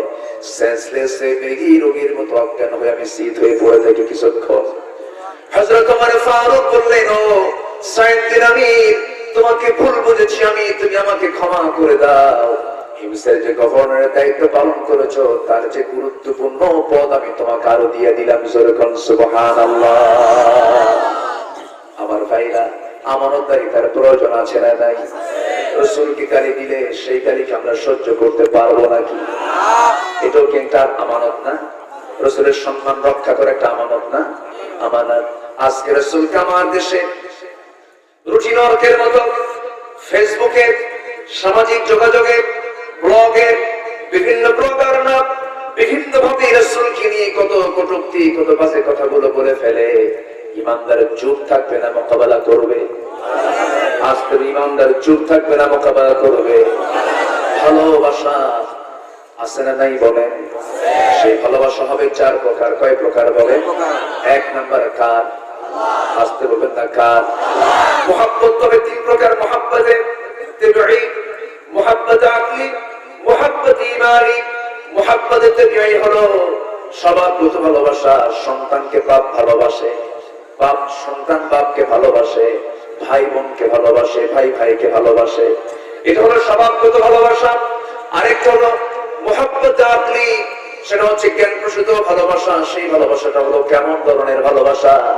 ধরুন, ওষুধ খেতে মন চায় না, ওষুধটা খুব তিতা, কিন্তু তিতা ওষুধের পরও জোর করে খাই কেন? রোগ ঠিক করার জন্য, অসুখ ভালো করার জন্য। এটা হচ্ছে মুহাব্বত আকলি, জ্ঞান দিয়ে ভালোবাসা। অপছন্দনীয় জিনিসও জোর করে ভালোবাসার নাম হলো মুহাব্বত আকলি। নাম্বার 3 হলো মুহাব্বত ঈমানি, হলো ঈমানের ভালোবাসা। আমরা এক নাম্বার ভালোবাসবো ঈমান দিয়ে। কাকে? আসতে বলবেন না, কাকে? আল্লাহকে আমরা ভালোবাসবো। নাম্বার 2 হলো রাসূলকে ভালোবাসবো। নাম্বার 3 হলো ঈমানদারকে ভালোবাসবো। এরপরে নাম্বার 4 হলো আকরিবা, বাপ মা ভাই বোন আত্মীয় স্বজন যারা আছে তাদেরকে আমরা ভালোবাসবো, তবে সেই ভালোবাসার মাঝে যদি ইমানটা বাধার প্রাচীর হয়ে যায়, পাপ আগে না ইমান আগে, ভাই আগে না ইমান আগে, এরকম দৃষ্টান্ত ইসলামে আছে না নাই? সন্তান সাহাবী পাপ কাফের হত্যা করেছেন এমন রেকর্ড আছে না নাই? আগে প্রাধান্য দিব আমরা ইমানকে, এটা একটা আমানত। এটা কি আমানত? আমার ভাইয়েরা, আমার রাসূলুল্লাহর যুগে মদিনার এক ইহুদি নেতা কাব বিন আশরাফ রাসূলকে নিয়ে পাঁচি কিছু কবিতা রচনা করলো, ব্লগে ব্লগে দিয়ে দিল। এখনো ব্লগ আছে না নাই? সে যুগের প্রচার ছিল একরকম, এই যুগের প্রচারটা একরকম। আগে কবিরা বড় বড় কবিতাগুলো লিখে সাবান মুআল্লাকা কাবার দরজায়, কাবার গিলাফে তারা লিখে রাখতো, কাবার ওয়ালে তারা লিখে রাখতো। কবিতার খুব দাম ছিল সেই সময়। কবিতা দিয়ে তারা এত মেধাবী তারা ছিল, কোন কবি 1000 লাইন যদি কবিতা লিখে যদি কোন কবির সামনে বলতো, সেই কবি বলতে এই কবিতা তো আগে শুনছি, মানে একবার শুনে তার মুখস্থ হয়ে গেছে। এত বড় মেধাবী ছিল সেই সময় ইহুদিরা। আমার নবীর বিরুদ্ধে কিছু কবিতা যখন রচনা করে ফেললো, মদিনার এক ইহুদি কাব বিন আশরাফ এই যখন নবীর বিরুদ্ধে যখন কবিতা রচনা করলো, রাসূল বললেন তোমরা এই কাব বিন আশরাফকে যেখানেই পাবে দুনিয়া থেকে বিদায় করে দেবে। যেরকম আল্লাহু আকবার। এটা নবী হুকুম দিয়েছেন। কে হুকুম দিয়েছেন? নবী হুকুম দিয়েছেন। এই কথা শোনা মাত্রই একজন জানবাজ সাহাবী মুহাম্মদ বিন মাসলামা, এই সাহাবী মনে মনে চিন্তা করলেন এই দুষ্টটাকে কেমন করে ধরি। কিন্তু কাব বিন আশরাফ এত নিজেকে সেভ করার জন্য সে সমস্ত ইহুদিদের মাঝখানে সে থাকতো, তাকে ধরতে পাওয়া খুব কঠিন ব্যাপার। তাকে ধরা সর বাইরে সে চরম নিরাপত্তা নিয়ে এসে থাকে। বরঞ্চ রাসূল যখন হুকুম করলেন তারপরে আর সে নড়তেই পারে না। সে এত সতর্কতা নিয়ে চতুর্দিকে অবস্থান করছিল, তাকে কেউ ধরা সম্পূর্ণ বাইরে থাকতো, তাকে সহজে ধরা যেত না। নিরাপত্তার পর নিয়ে সে সবসময় ব্যস্ত থাকতো। রাসূল যখন অর্ডার করলেন, এই সময় মুহাম্মদ বিন মাসলামা কাব বিন আশরাফকে ধরার জন্য হাজারো চেষ্টা চালাচ্ছেন, কিন্তু পারছেন না। এক পর্যায়ে রাসূলের কাছে এসে বলছেন, ইয়া রাসূলুল্লাহ, আপনি যে ঘোষণা দিয়েছেন সেই ঘোষণা বাস্তবায়ন করতে তো আমার কিছু হিকমত লাগবে। কি হিকমত বলো? তিনি বলছেন, ইয়া রাসূলুল্লাহ, আমি আপনার বিরুদ্ধে কিছু পরিকল্পিত আপনার বিরুদ্ধে কিছু বক্তব্য দেব। আপনার বিরুদ্ধে বক্তব্য দিলে পরে কাব বিন আশরাফ আমাকে ডেকে পাঠাবে। কথা কি বুঝতেছেন? কথা কি বোঝা যায়? আমি যদি আপনার বিরুদ্ধে কিছু কবিতা লিখি, কিছু কথা বলি, কাব বিন আশরাফ আমাকে ডাকবে, আমি থেকে কৌশলে দুনিয়া থেকে বিদায় করে দেব। আপনি আমাকে এতটুকু অনুমতি দিতে পারেন কি? রাসূল, যাও তুমি, তোমাকে পারমিশন দিয়ে দিলাম। নবী তাকে পারমিশন দিয়ে দিলেন। দেখেন ইসলামে কি কৌশল আছে, ইসলামে কৌশল আছে না নাই? সত্যকে দমন করার জন্য টেকনিকও করতে হবে। আমার বন্ধুগণ, সেই মুহাম্মদ বিন মাসলামা নবীর বিরুদ্ধে হালকা কিছু কথা বললেই সেই সময় ওই কাব বিন আশরাফ মুহাম্মদ বিন মাসলামাকে ডেকে পাঠালো। মুহাম্মদ বিন মাসলামা রাদিয়াল্লাহু তাআলা আনহু এক পর্যায়ে ওই কাব বিন আশরাফের চাচাতো ভাই আবু নাইলাকে সহযোগী হিসেবে গ্রহণ করে নিয়ে তার সঙ্গে চলে গেছে তার দরবারে। কথা বলতে বলতে এক পর্যায়ে কাব বিন আশরাফ বলতেছে, তোমার কথার সঙ্গে আমি একমত। এক মুহাম্মদ বিন আব্দুল্লাহ এসে গোটা আরবে সব ত্রাস সৃষ্টি করে দিয়েছে, গন্ডগোল সৃষ্টি করে দিয়েছে। এই সমস্ত কথা যখন মুহাম্মদ বিন মাসলামার মুখ থেকে যখন বের হয়ে গেল, কাব বিন আশরাফ তাকে বিশ্বাস করে নিল। এক পর্যায়ে তার অন্তর্মহলেও ঢুকে পড়তে লাগলো। দিন যখন চলে এলো, একটা চান্স তিনি পেয়ে গেলেন। তিনি বললেন, শোনো, আগামীকালকে আমি তার বাড়িতে যাব, আমি তাকে দুর্গ থেকে নিচে নামাবো। নিচে যখন চলে আসবে আমি তার সঙ্গে আলিঙ্গন করব, বুকের সঙ্গে বুক লাগাবো, আমি তার মাথার চুলের ঘ্রাণ নেব। তোমরা সেই সময় প্রস্তুতি নিয়ে থাকবে, তরবারি নিয়ে তোমরা দাঁড়িয়ে থাকবে, আমরা তাকে দুনিয়া থেকে বিদায় করে দেব। এই প্ল্যান নিয়ে তো করলেন কি, তার বাড়ির ভিতরে ঢুকলেন, দোতলা থেকে নিচে নামায় আসার জন্য বললেন। কিন্তু ওই কাব বিন আশরাফের বউ মনে মনে চিন্তা করতেছে, বলতেছে, আমার স্বামী আপনি কোথায় যান? নিচে যাচ্ছি, আমার মনে হচ্ছে রক্তের গন্ধ পাচ্ছে, আপনাকে খুনও করতে পারে। বউ ঠিকই টের পেয়েছে, কিন্তু কাব বিন আশরাফ টের পায় নাই, নিচে চলে গেছে। আল্লাহর এই প্রিয় সাহাবী মুহাম্মদ বিন মাসলামা করলেন কি, ওই কাব বিন আশরাফ নরাধম রাসূলকে গালি দিয়েছে, শয়তান কবি তাকে বুকের সঙ্গে আলিঙ্গন করে নিয়া মাথার চুলের ঘ্রাণ নিচ্ছেন, আবার ছেড়ে দিলেন। এবার বলছেন তোমার মাথার চুলের ঘ্রাণটা দারুণ সুন্দর, আবার তুমি আমাকে একটু মাথাটা দাও, আমি একটু তোমার চুলের ঘ্রাণটা নেব।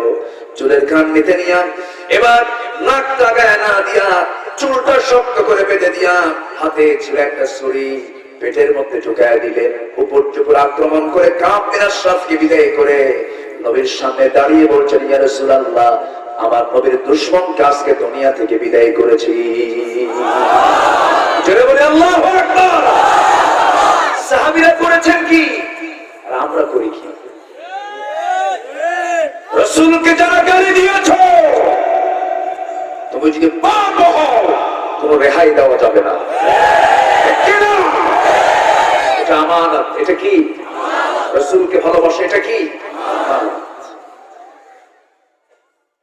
সম্মানিত ভাইয়েরা, অনেক কথা আছে।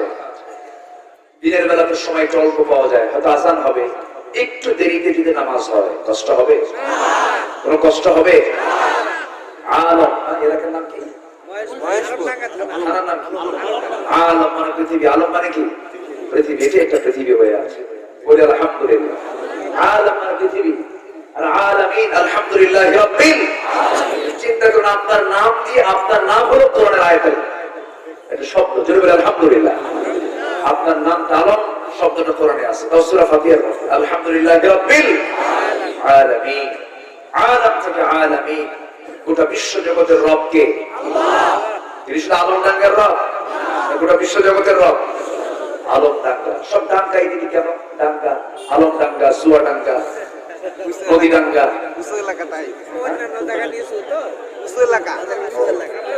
আচ্ছা আচ্ছা, ডাঙ্গা মানে উঁচু, ডাঙ্গা মানে উঁচু। এটাও দেখেন, এটাও একটা বড় কথা। বলি আলহামদুলিল্লাহ।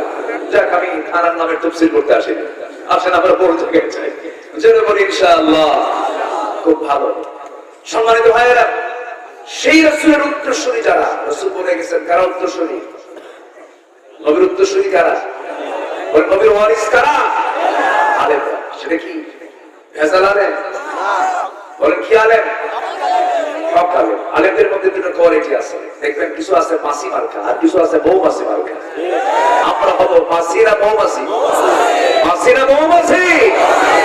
মাসি ভালো জায়গাতেও বসে, জায়গা মতো বসে, ও জায়গাও বসে, ঠিক কিনা? মৌমাছি নোংরা জায়গায় কখনো যাবে না, কারণ ওর দায়িত্ব হচ্ছে মধু আহরণ করা। নোংরা জায়গায় সে বসবে না, কারণ আল্লাহ জানায় দিয়েছে ওয়াউহা ইলান নাহলি আন ইত্তাখিযি মিনাল জিবালি বুয়ুতা। আল্লাহু আকবার বলে। আল্লাহ বলছেন, এই মৌমাছি, পাহাড়ে ডালে সুন্দর করে বাসা বানা, মধু সংগ্রহ করে মধু প্রস্তুত কর। আমার বান্দার করোনা কেন? যত রোগ আছে সমস্ত রোগের ঔষধ আমি মধুর মধ্যে রেখে দিয়েছি। সেটা বলেন সুবহানাল্লাহ। গোটা পৃথিবীর সকল রোগের ট্রিটমেন্ট দুটো দিয়ে, একটা হচ্ছে কালো জিরা আর একটা হচ্ছে মধু। জোরে বলি সুবহানাল্লাহ। আল্লাহ পাক এই ওষুধটা কোনো মানুষকে বানাতে দেন নাই, কারণ মানুষ তো ভেজাল করে। মানুষ কি করে? ভেজাল করে। মেইন ওষুধটা আল্লাহ পাক মৌচাকে, মৌমাছিকে দিয়েছেন। ওয়াউহা ইলান নাহলি, ওয়াউহা ইলান নাহলি, আমি মৌমাছিকে ওকে দিয়েছি, তুমি সুন্দর করে কি বানাও? মধু বানাও, মৌচাক বানাও, সুন্দর করে বাসা বানাও। কি সুন্দর করে বাসা বানায়, সুবহানাল্লাহ বলবেন না? সে বাসাটা কত সুন্দর ছড়ায় থাকে, এবং মৌচাক পাহারা দেয় রানী মৌমাছি না পুরুষ মৌমাছি? বলেন বলেন। রানী। রানীটার দায়িত্ব হলো মৌচাক পাহারা দেওয়া, পুরুষের দায়িত্ব হলো মধু আহরণ করা। আল্লাহ পাক এখানে আনিত্তাখিযি, যারা আলেম ওলামা আছেন, আনিত্তাখিযি মিনাল জিবালি বুয়ুতা, মুন্নাসির সিগা। আল্লাহ পাক রানী মৌমাছিকে অর্ডার দিচ্ছেন পাহাড়ে বাসা বাঁধা। সুবহানাল্লাহ বলেন। কোরআন কার? কোরআনটা কার? আল্লাহর কালাম। এটা কোনো সন্দেহ নেই, কোনো সন্দেহ নাই। আল্লাহু আকবার, আল্লাহু আকবার। যারা আলেম ওলামা তারা টের পাচ্ছেন বিষয়টা।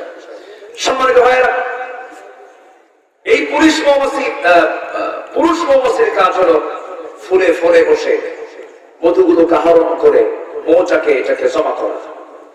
আর এর মধ্যে আবার আরেকটা ডিপার্টমেন্ট আছে, সেটা হচ্ছে অ্যাডমিনিস্ট্রেশন, যেটা প্রশাসনিক দপ্তর। এর মধ্যে একটা প্রশাসনিক দপ্তরের দায়িত্ব পালন করে কিছু মৌমাছি, ওরা হচ্ছে পুলিশ মৌমাছি। কি মৌমাছি বলেন?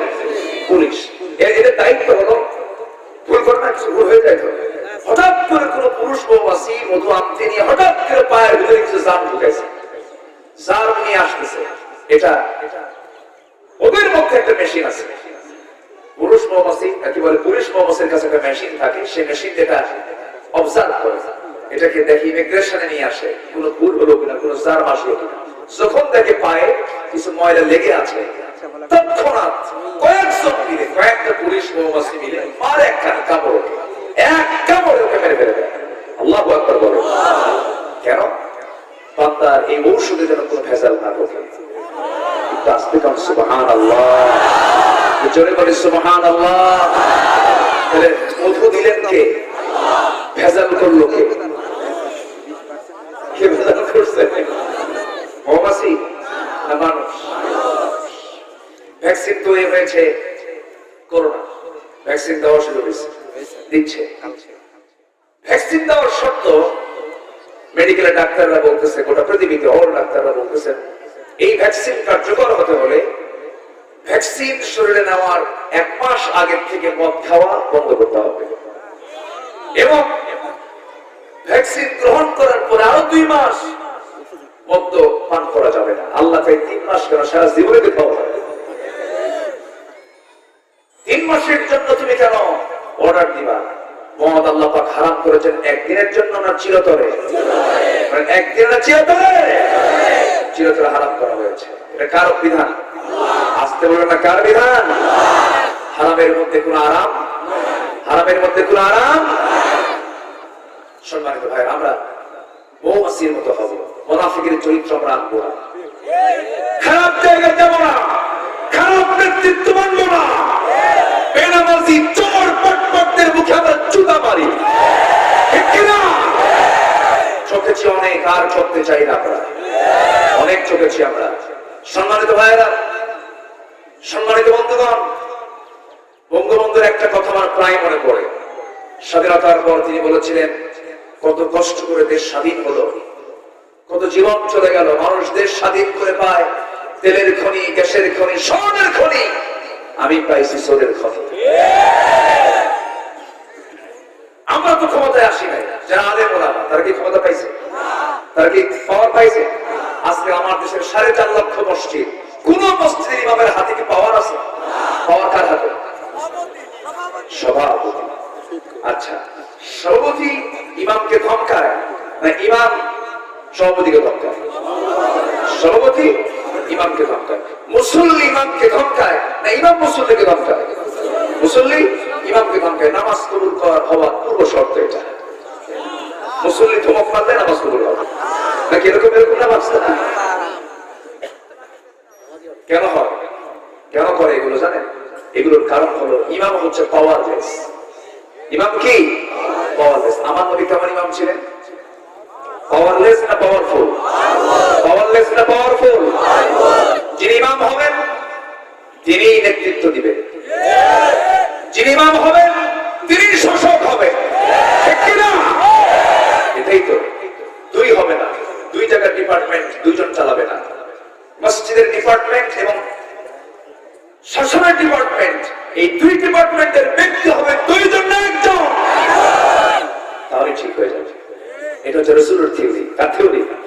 রাসূল সারা জীবন এই কাজটা করেছেন। আল্লাহ বোঝার তৌফিক দান করুন। এটাও একটা আমানত। এটা কি আমানত? কষ্ট হচ্ছে আপনাদের? আলোচনা চালাই, জোরে বলি ইনশাআল্লাহ, আলোচনা বলি ইনশাআল্লাহ। আজকে ক্ষমতার মসনদ 71 দেশ স্বাধীন হলো, আজকে 2021 সাল। কোন আলেম ওলামা তো পাওয়ার পায় না, প্রশাসন তারা পায় না, ক্ষমতা তারা পায় না। কি এমন দোষ আলেমরা করলো? কেউ কয় হাত ভাঙলো, কেউ কয় ঘর মক্কায় দাও, আবার কেউ কয় খেলা হবে। আমরা কি বোকা যেমনি খেলতে যাবো? ফাউল প্লেয়ারের সঙ্গে খেলা কিসে?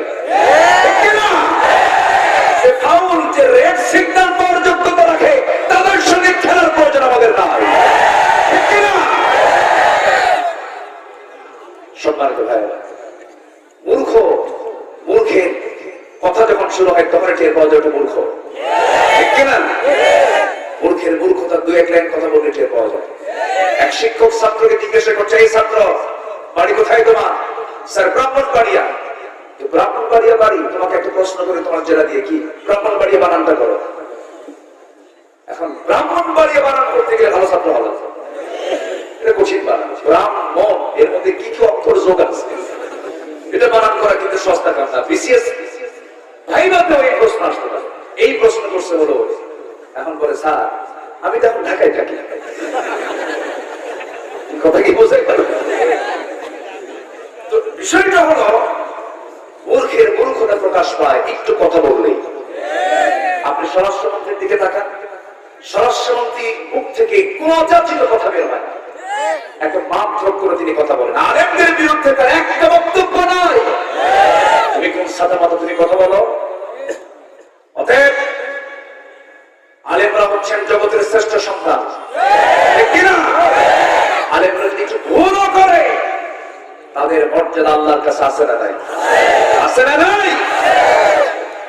এই জন্য সাবধানে কথা বলতে। আমি কোনো আলেম না, আমি ছোটখাটো ভাঙ্গাচোরা মানুষ, তবে আলেমকে দেখলে সম্মান করবেন, আলেমের চেহারার জন্য নয়, কোরআনের জন্য সম্মান করবেন। আল্লাহ আপনাকে জান্নাত দিয়ে দিবেন, কোরআনের জন্য সম্মান করবেন। সম্মানিত ভাইরা, তার মধ্যে কি আছে? কোরআন আছে। এই জন্য এই ভক্তি, এই শ্রদ্ধা, এটা আমার দেশের ইতিহাস, আমার দেশের ইতিহাসের শত শত বছরের ইতিহাস। এটা এদেশের মানুষ আলেমকে সম্মান করে, মর্যাদা দেয়। কিন্তু কিছু বাম রাম দুষ্ট কিছু চেতনার লোক আছে না নাই? এদেরকে আমাদের সচেতন করতে হবে, বুঝাতে হবে। দিন আসবে, জোরে বলি ইনশাআল্লাহ, আর জোরে বলি ইনশাআল্লাহ। সম্মানিত ভাইরা, নাম্বার 2 হুকুম হলো আমানত নিয়ে একটু কথা বললাম। ওয়াইদা হাকামতুম বাইনান নাস আন তাহকুমু বিল আদল। যখন তোমরা কোনো বিচার করতে যাবে তখন তোমরা ভাববে আদলটা যেন ঠিক থাকে। কি থাকে? আদল। আদল মানে হচ্ছে ন্যায়, ন্যায় বিচার যেন হয়, কোনো কম বেশি যেন না হয়। কার কথা? আল্লাহর কথা। জুমার খতিবরা কিন্তু একটা আয়াত দেন, সবাই দেখবেন আমরা মুখস্থ হয়ে আছে। সেই খতিবরা যে আয়াতটা দিয়ে খুতবা দেন আরবিতে, ইন্নাল্লাহা ইয়া'মুরু বিল আদলি ওয়াল ইহসানি ওয়া ইতা'i যিল কুরবা ওয়া ইয়ানহা 'আনিল ফাহশা'i ওয়াল মুনকারি ওয়াল বাগি ইয়া'iদুকুম লা'আল্লাকুম তাযাক্কারুন। আল্লাহ তোমাদেরকে অর্ডার দিয়েছেন তোমরা কি করবে? 3টি কাজ তোমরা করবে। এর মধ্যে এক নম্বর হলো আদল, ন্যায় বিচার তোমরা করবে। ন্যায় বিচার যদি করতে পারো আমি তোমাকে পুরস্কার স্বরূপ জান্নাত দিয়ে দেব। জোরে বলে সুবহানাল্লাহ। বিচারটা হতে হবে সঠিক না ব্যাঠিক? আইন সবার জন্য সমান। আসতে কম কেন? আইন সবার জন্য, আমার দেশে সবার জন্য অসমান। আমি কিন্তু বলি নাই, আপনারাই বলবেন। আইনটা সবার জন্য সমান হওয়া উচিত। ক্ষমতায় যে থাকবে, ক্ষমতায় যে না থাকবে, যে জায়গায় থাকুক না কেন, আইন তার অন্যের গতিতে না, নিজস্ব গতিতে চলবে। এটাই তো আদল। এটা কি না? এটা কি বলেন? এটাই হলো আদল। আমার ভাইয়েরা, আমার নবীর খেলাফত আমলে আমার নবী যখন মদিনা রাষ্ট্র চালাচ্ছেন, এমন সময় একজন মহিলার চুরির সংবাদ নবীর কানে চলে এলো। রাসূল বলেন কোনো কথা নাই, সম্ভ্রান্ত হোক, যে বংশের হোক না কেন, চুরি করে ধরা পড়েছে, হাতটা কাটতে হবে। হাত কাটার অর্ডার দিয়েছেন মুহাম্মদ সাল্লাল্লাহু আলাইহি ওয়াসাল্লাম। এই অর্ডার কোরআনে আছে না নাই? এখানে আমার আপনার কিছু করার আছে নাকি?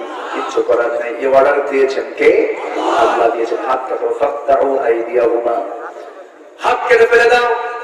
আমার দেশে একজন বড় একটা ফার্স্ট ক্লাস কন্ট্রাক্টর সৌদি আরবে কাজ করতে গিয়েছিল, কন্ট্রাক্টরি করতে গিয়েছিল। এই দেশের সবচেয়ে শীর্ষধনী ছিল। ওই জায়গায় গিয়ে খামটা না বলি, ওই জায়গায় গিয়ে চুরি করে ধরা পড়লো। দেখছেন আমার দেশের মানুষ কত ভদ্র। এই দেশের বিশাল ধনী, ওই দেশে চোর। ওই দেশে কি? তায়েফে গেছি, তায়েফে গিয়েছি মাহফিলের জন্য। মাহফিল একটা মসজিদের ভিতরে মাহফিল হচ্ছিল। আমার কানে সংবাদ চলে এলো, একজনের জুতা চুরি হয়ে গেছে। ভাবলাম এই দেশেও জুতা চোর আছে নাকি। পরে জুতা চোর ধরা পড়ছে, শুনি মেড ইন বাংলাদেশ। আমরা কত ভালো, আমাদের আমানতদারিতে দেখেন। পায়ের তলে যে জিনিস থাকে সেটাও থাকে না।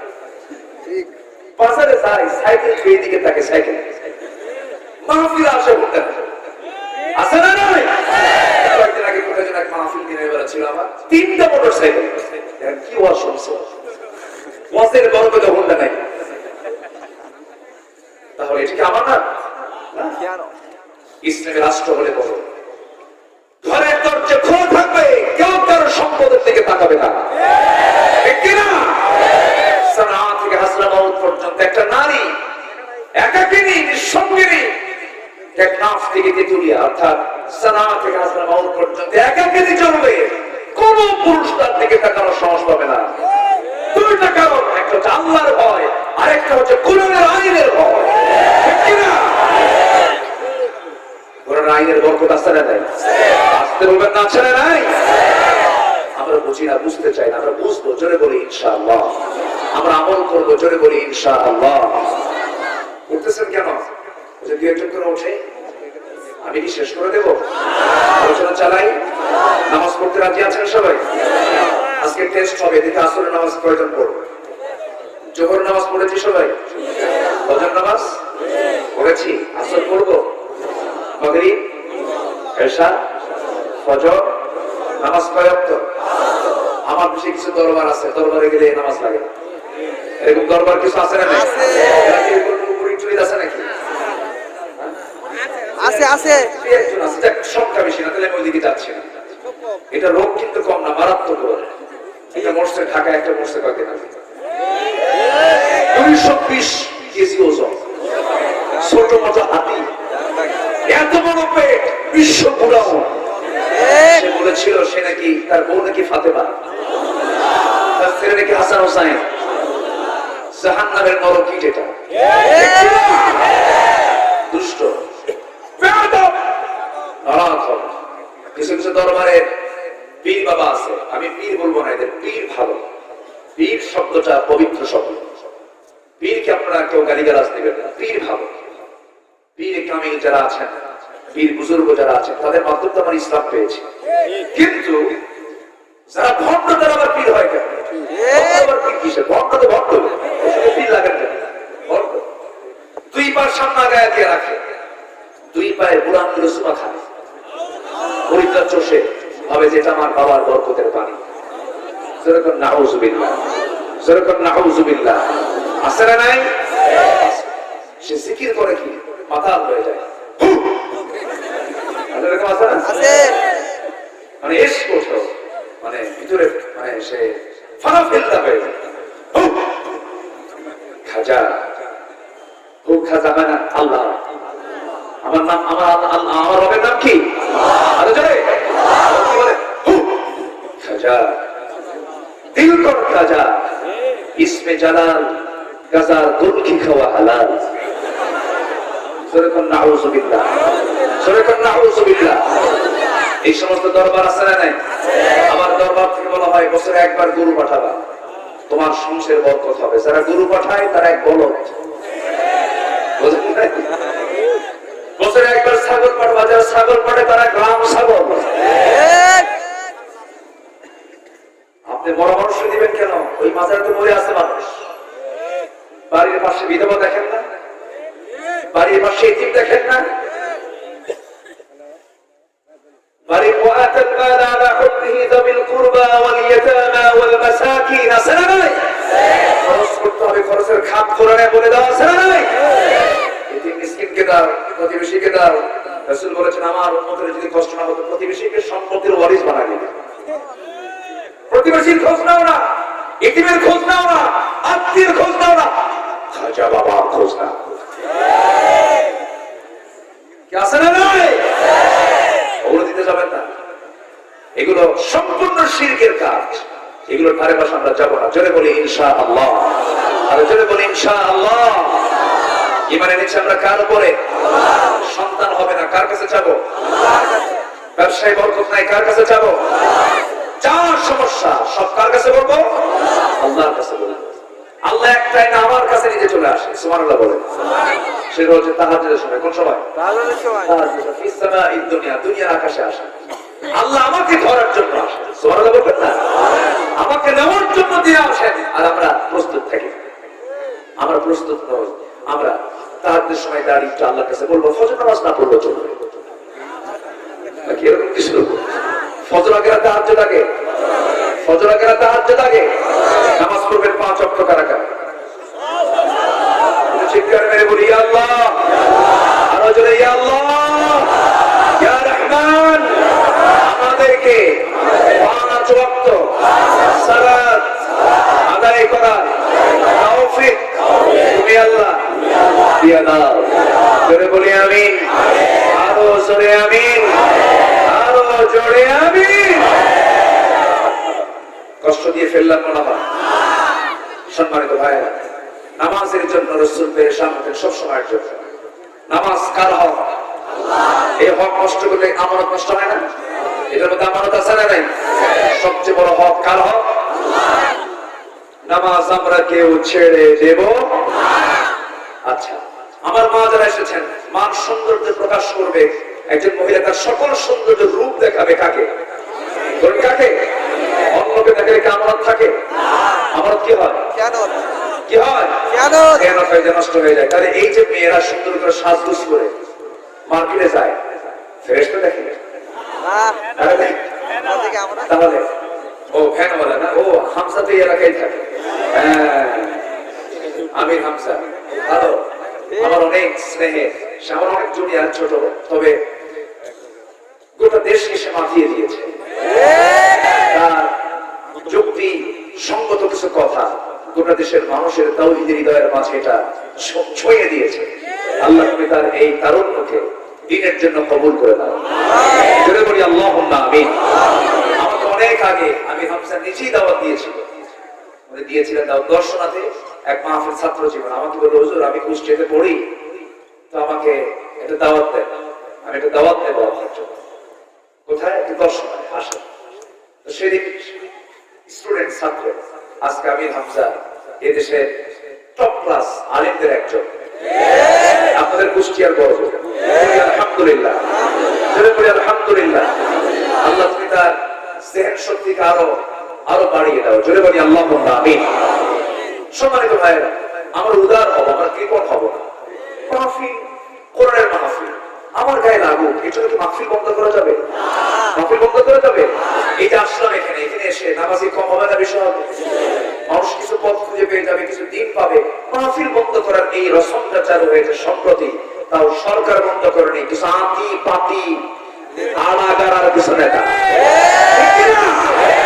প্রশাসনকে দোষ দিবেন না, প্রশাসন কোন প্রজ্ঞাপন জারি হয়নি, গভর্নমেন্ট মাহফিল বন্ধ করে নাই।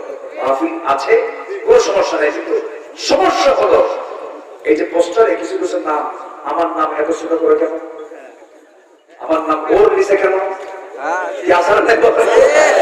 চিন্তা করে না আমার নাম নাই কেন, এটা কিনা এটাকে কেন্দ্র করে এগুলো হবে না।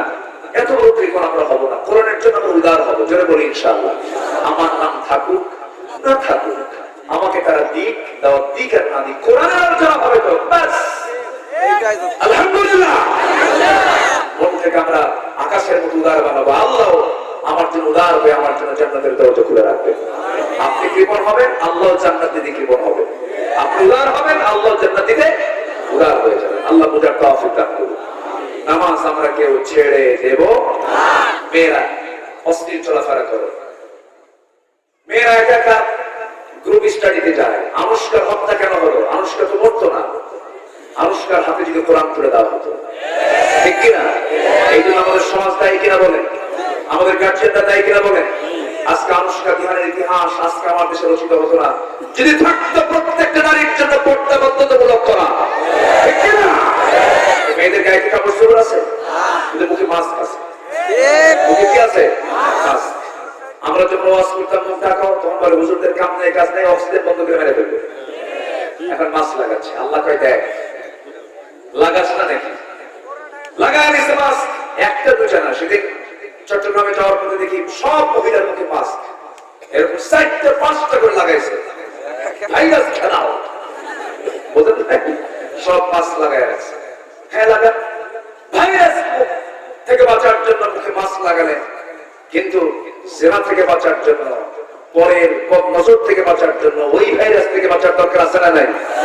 মুখে মাস্ক কিন্তু গায়ে কাপড় চোপড় নাই। এটা কি হলো? এটা তো হলো না। আচ্ছা, টুপি আগে দরকার না লুঙ্গি আগে দরকার? বলেন তো কোনটা আগে দরকার? টুপি পড়া কি? লুঙ্গি পড়া?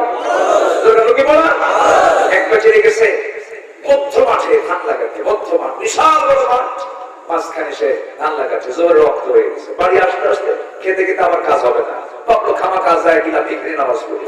লুঙ্গি নিয়ে গেছে, কিন্তু বেচারি পাগড়ি ছাড়া নামাজ পড়ে। ভাবতেছে যে আজকে পাগড়ি বাঁধতে দেবো, লুঙ্গি খুলে পাগড়ি বানাইছে। এই কথা কি বোঝা গেল? এখন বলেন লুঙ্গি খুলে কেউ পাগড়ি বানায় নামাজ হবে? তোমার গায়ে কাপড় নাই, ভাইরাস থেকে বাঁচার জন্য তুমি নাক লাগাও, মাস্ক লাগাও, নাক বন্ধ করো, মুখ বন্ধ করো। তোমার সতর ঢাকার জন্য, সামাজিক ভাইরাস বন্ধ করার জন্য, সেনা ব্যভিচার বন্ধ করার জন্য তোমার গাও ঢাকতে হবে কাপড় দিয়া। কিন্তু মায়েরা তো সেই হুকুমগুলো মানে না। আমার সৌন্দর্য আমি দেখাবো না, মার্কেটে যাই কি ঠং ঠং করে, স্বামীকে নাম করে না গেলি টম আছে না নাই? তমক একখান মেরে বলে বাচ্চা তুমি করে না, তুমি দুধ খাওয়াও, আছে না? মার্কেটে যেটা হবে, আমার নতুন রাজশাহী সিল্কের কাপ একটা নতুন শাড়ি আসছে, দোকানদারের সামনে গিয়ে ঠ্যাঙের উপর ঠ্যাং তুলে চুলটা ছেড়ে দিয়া, ঠোঁট আঁকানো, চোখ আঁকানো, কপাল আঁকানো, সুন্দর করে সেজে গুছে দোকানদারের সামনে গিয়ে আসতে করে বলে ভাইয়া আছে না নাই? চাচা বলতে পারেন না, ভাইয়া একটা শাড়ি দেখানো যাবে কি?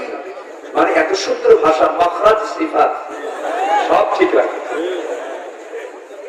এটা শাড়ি দেখানো যাবে কি? দোকানদার কম না, ও কম না, শাড়ি একখান বের করে নিজের গায়ে লটকায় দিয়া বলে আপা এটাই আপনাকে দারুণ বানাবে। ওটা আরেক বদমাইশ। এই ধরনের দুষ্টমি গুলো আছে না নাই? এই দুষ্টমি বন্ধ হবে শুধু ওয়াজ করে নয়, এই দুষ্টমি বন্ধ করার জন্য 1.5 হাত শক্ত লাঠির পিটক দরকার, আছে না নাই? পিটনে শয়তান দৌড় মারে তাড়াতাড়ি, পিটনে শয়তান মারে দৌড়। এই জন্য এই শাসনের দরকার আছে না নাই? এই শাসন হচ্ছে রাষ্ট্রের শাসন। বিশেষ শাসন, রাষ্ট্রের শাসন। দেখেন না, no mask no service. Mask লাগায়া মাঝখানে ফুটা করে বিড়ি খাওয়ার জন্য।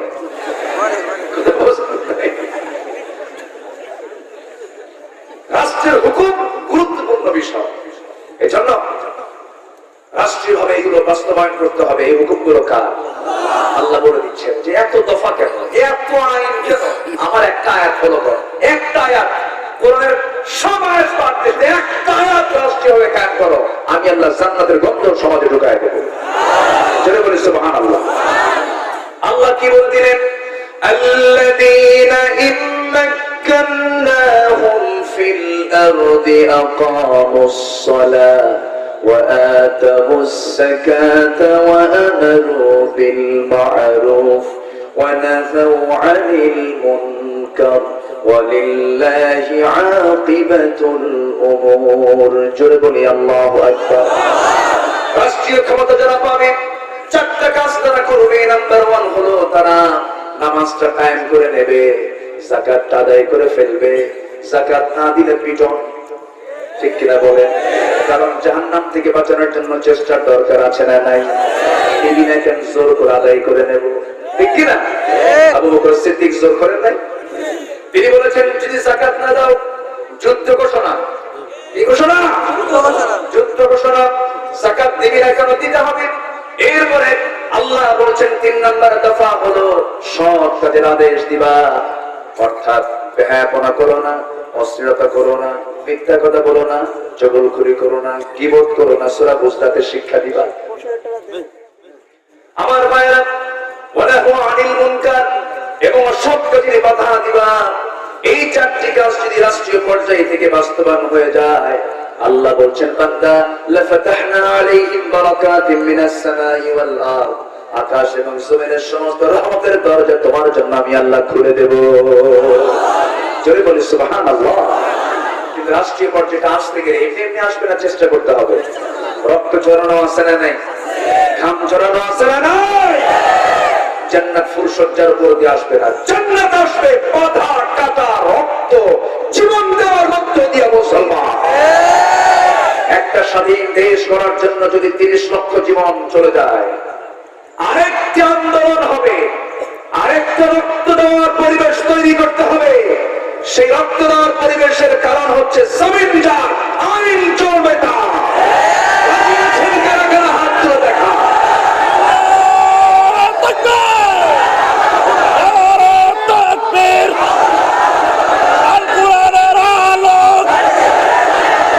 সংসদে চলো, আমরা সবাই রাসূল সালাম।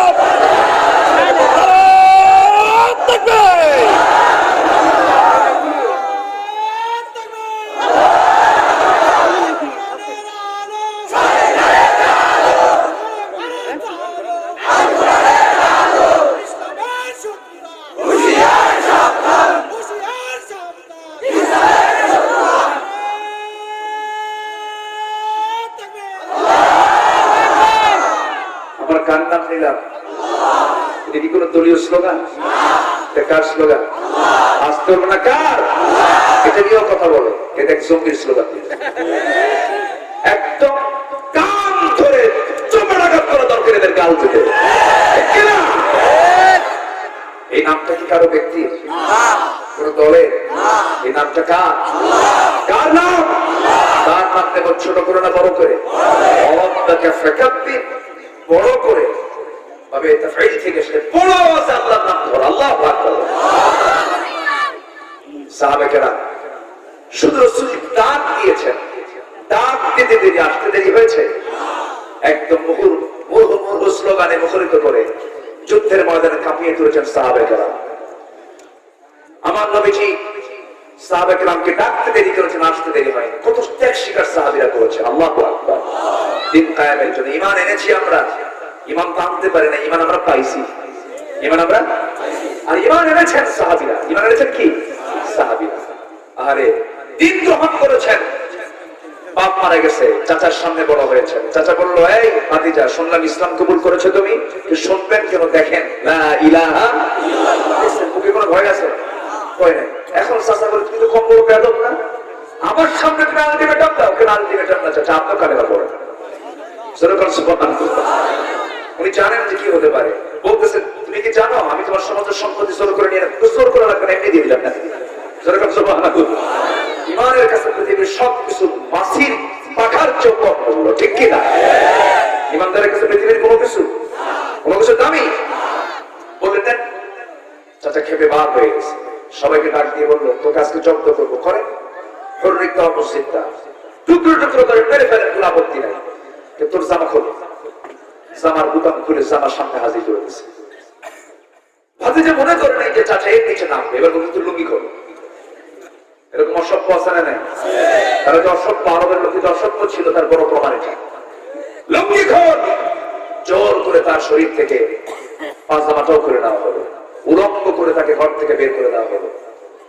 মার সামনে গিয়ে বলছে, মা আমার দিকে তাকায়ও না। চাচা আমাকে বস্ত্রহীন করে, উলঙ্গ করে, সব সিজ করে নিয়ে আমাকে বের করে দিয়েছে। আমি ঈমান পেয়েছি। সুবহানাল্লাহ বলবেন? আমাকে ছোট্ট একটা কাপড় দাও, কাপড় দিবে। কাপড় নিয়ে শীতকাল, বলতেছে, মা তুমি থাকো, দরবার একটা খোলা আছে, আমার নবীর দরবারটা খোলা আছে। শেষ রাতের দিকে রওনা দিয়েছেন, মক্কা এবং মদিনার মাঝামাঝি একটা গোত্রের তিনি ছিলেন, রওনা দিয়েছেন। ফজর হয়ে গেল, সুবহে সাদিক পার হয়েছে, দরজায় নক করেছেন, সে আল্লাহর গোলাম। দরজা খোলার সঙ্গে সঙ্গে নবীজি তাকে দেখে ফেলেন, শীতকাল, থরথর করে কাঁপে। রাসূল বলছেন, তোমার গায়ে এমন অবস্থা কেন হুজুর? চাচা আমাকে উলঙ্গ করে ঘর থেকে বের করে দিয়েছে। নবীজি ঘরের মধ্যে ঢুকলেন, নিজের ব্যবহৃত যতগুলো কাপড় ছিল সবচেয়ে সুন্দর দুটি জুব্বা হাতের মধ্যে করে এনে বললেন, তোমার চাচা তোমাকে কাপড় ছাড়া বের করেছে, আমি তোমাকে কাপড় দিয়ে বরণ করে নিলাম। এবার রাসূল বলছেন, ও সাহাবী, তুমি আমার কাছে কোনো দোয়া চাও নাকি? হ্যাঁ, আপনি আমার জন্য দোয়া করে দেন।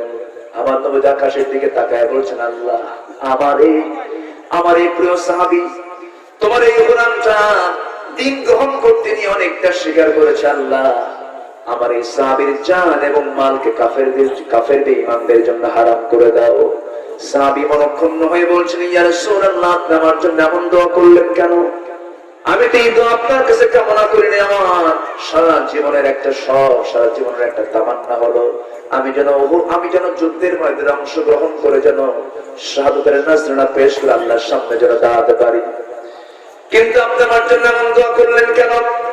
নবীজি বলছেন, সাহাবী, তোমার দিন গ্রহণ করতে দারুণ কষ্ট হয়েছে, এই জন্য আমি তোমার জন্য এমনটা দোয়া করলাম। তবে তোমার মৃত্যু যদি বিছানা হয়ে থাকে, ওয়াইন্না তাআলা ফিরাশিহি, আল্লাহ তোমাকে শহীদের দরজা অবশ্যই দিয়ে দিবে। আমার নবীজি তার হাতে আল্লাহর কালাম তুলে দিলেন। কোরআনটা তিনি পড়তেছিলেন, সাহাবায়ে কেরামদের সামনে চিৎকার মেরে মেরে সাহাবীরা বলেন, হুজুর, কোন সাহাবী আমাদের সামনে আসলো, ওর তেলাওয়াতের আওয়াজে তো আমরা থাকতেই পারি না, খুব জোরে জোরে চিৎকার মেরে তেলাওয়াত করে। রাসূল বলেন, সাহাবীরা, আমার এই সাহাবী তেলাওয়াতকে তোমরা বাধা দিও না, কারণ জোরে পড়ার কারণ হলো আমার এই আব্দুল্লাহ এই সাহাবীর দিন গ্রহণ করতে দারুণ বেগ পেতে হয়েছে, খুব আবেগ আপ্লুত হয়ে কোরআন তেলাওয়াত করে, তোমরা তাকে কষ্ট দিও না। আমার নবীজি তার জন্য দোয়া করে দিলেন। আমার বন্ধুগণ, মদিনা থেকে জিহাদের ডাক চলে এলো। ওই সাহাবী আব্দুল্লাহ তার নাম, তিনি নবীর সামনে গিয়ে বলছেন, হুজুর, আমাকে কি পারমিশন দেওয়া যায় না? হ্যাঁ, পারমিশন দিলাম, চলো যুদ্ধে যাই। যুদ্ধে অংশগ্রহণ করলেন। আপনার সেই প্রিয় সাহাবী আব্দুল্লাহ, আপনি তাকে জুব্বা দিয়েছেন, আপনি তাকে বরণ করে নিয়েছেন, সে এখন অসুস্থ। নবীজি নিজে গেলেন, তার মাথায় আস্তে করে হাত বুলায় দিলেন, তার সেবা করলেন, তার জন্য দোয়া করে দিলেন। কিন্তু কয়েকদিন পর তিনি মারাই গেলেন। নবীর সঙ্গেই বললেন, সাহাবীরা, ওর জানাজার আয়োজন করো, আজকে ওর জানাজা কেউ পড়াবে না, আমি রাসূল নিজে তার জানাজা পড়াবো। জানাজা পড়ায় দিলেন। জানাজা শেষ করার পর রাসূল বলছেন, সাহাবীরা, আমার আব্দুল্লাহর কবর খনন কোথায় করেছো? গোমক পাহাড়ের 2 চিপার মধ্যে করেছে, আমাকে নিয়ে চলো।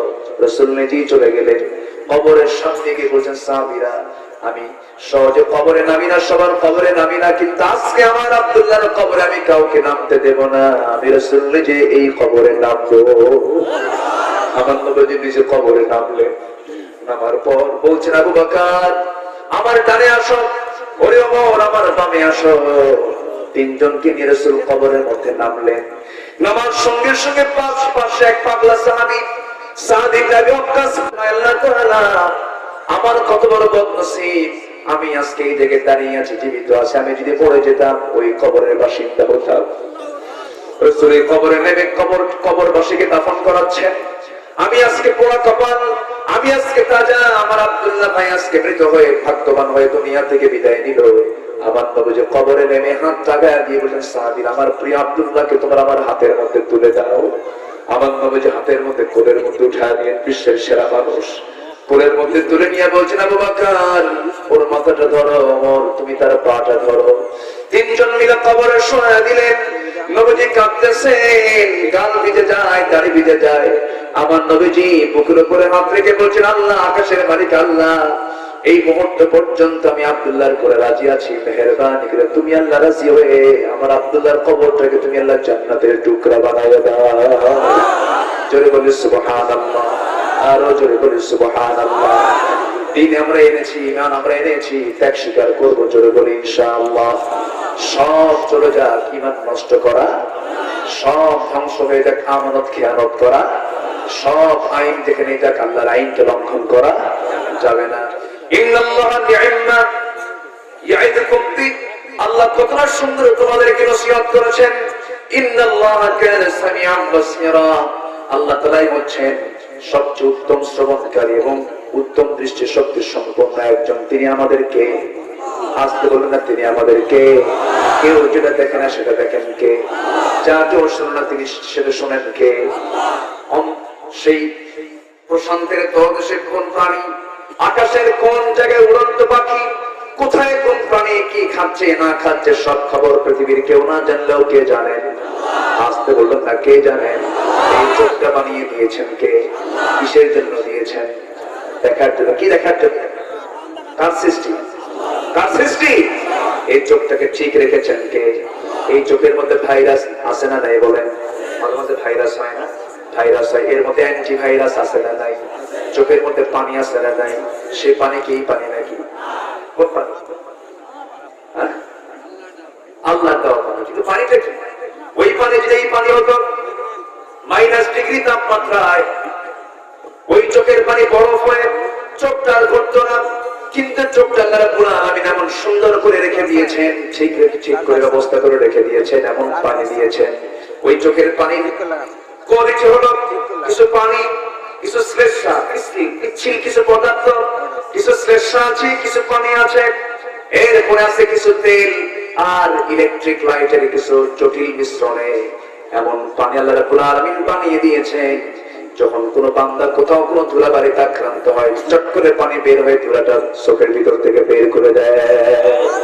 একটা আসতে বলি সুবহানাল্লাহ, আরো জোরে বলি সুবহানাল্লাহ। এই চোখের মধ্যে পানিটা কে দিয়েছেন? সব খাদ্য থেকে এগুলো তৈরি করে দিচ্ছেন কে? কানের মধ্যে শ্রবণ কোষ দিয়েছেন কে?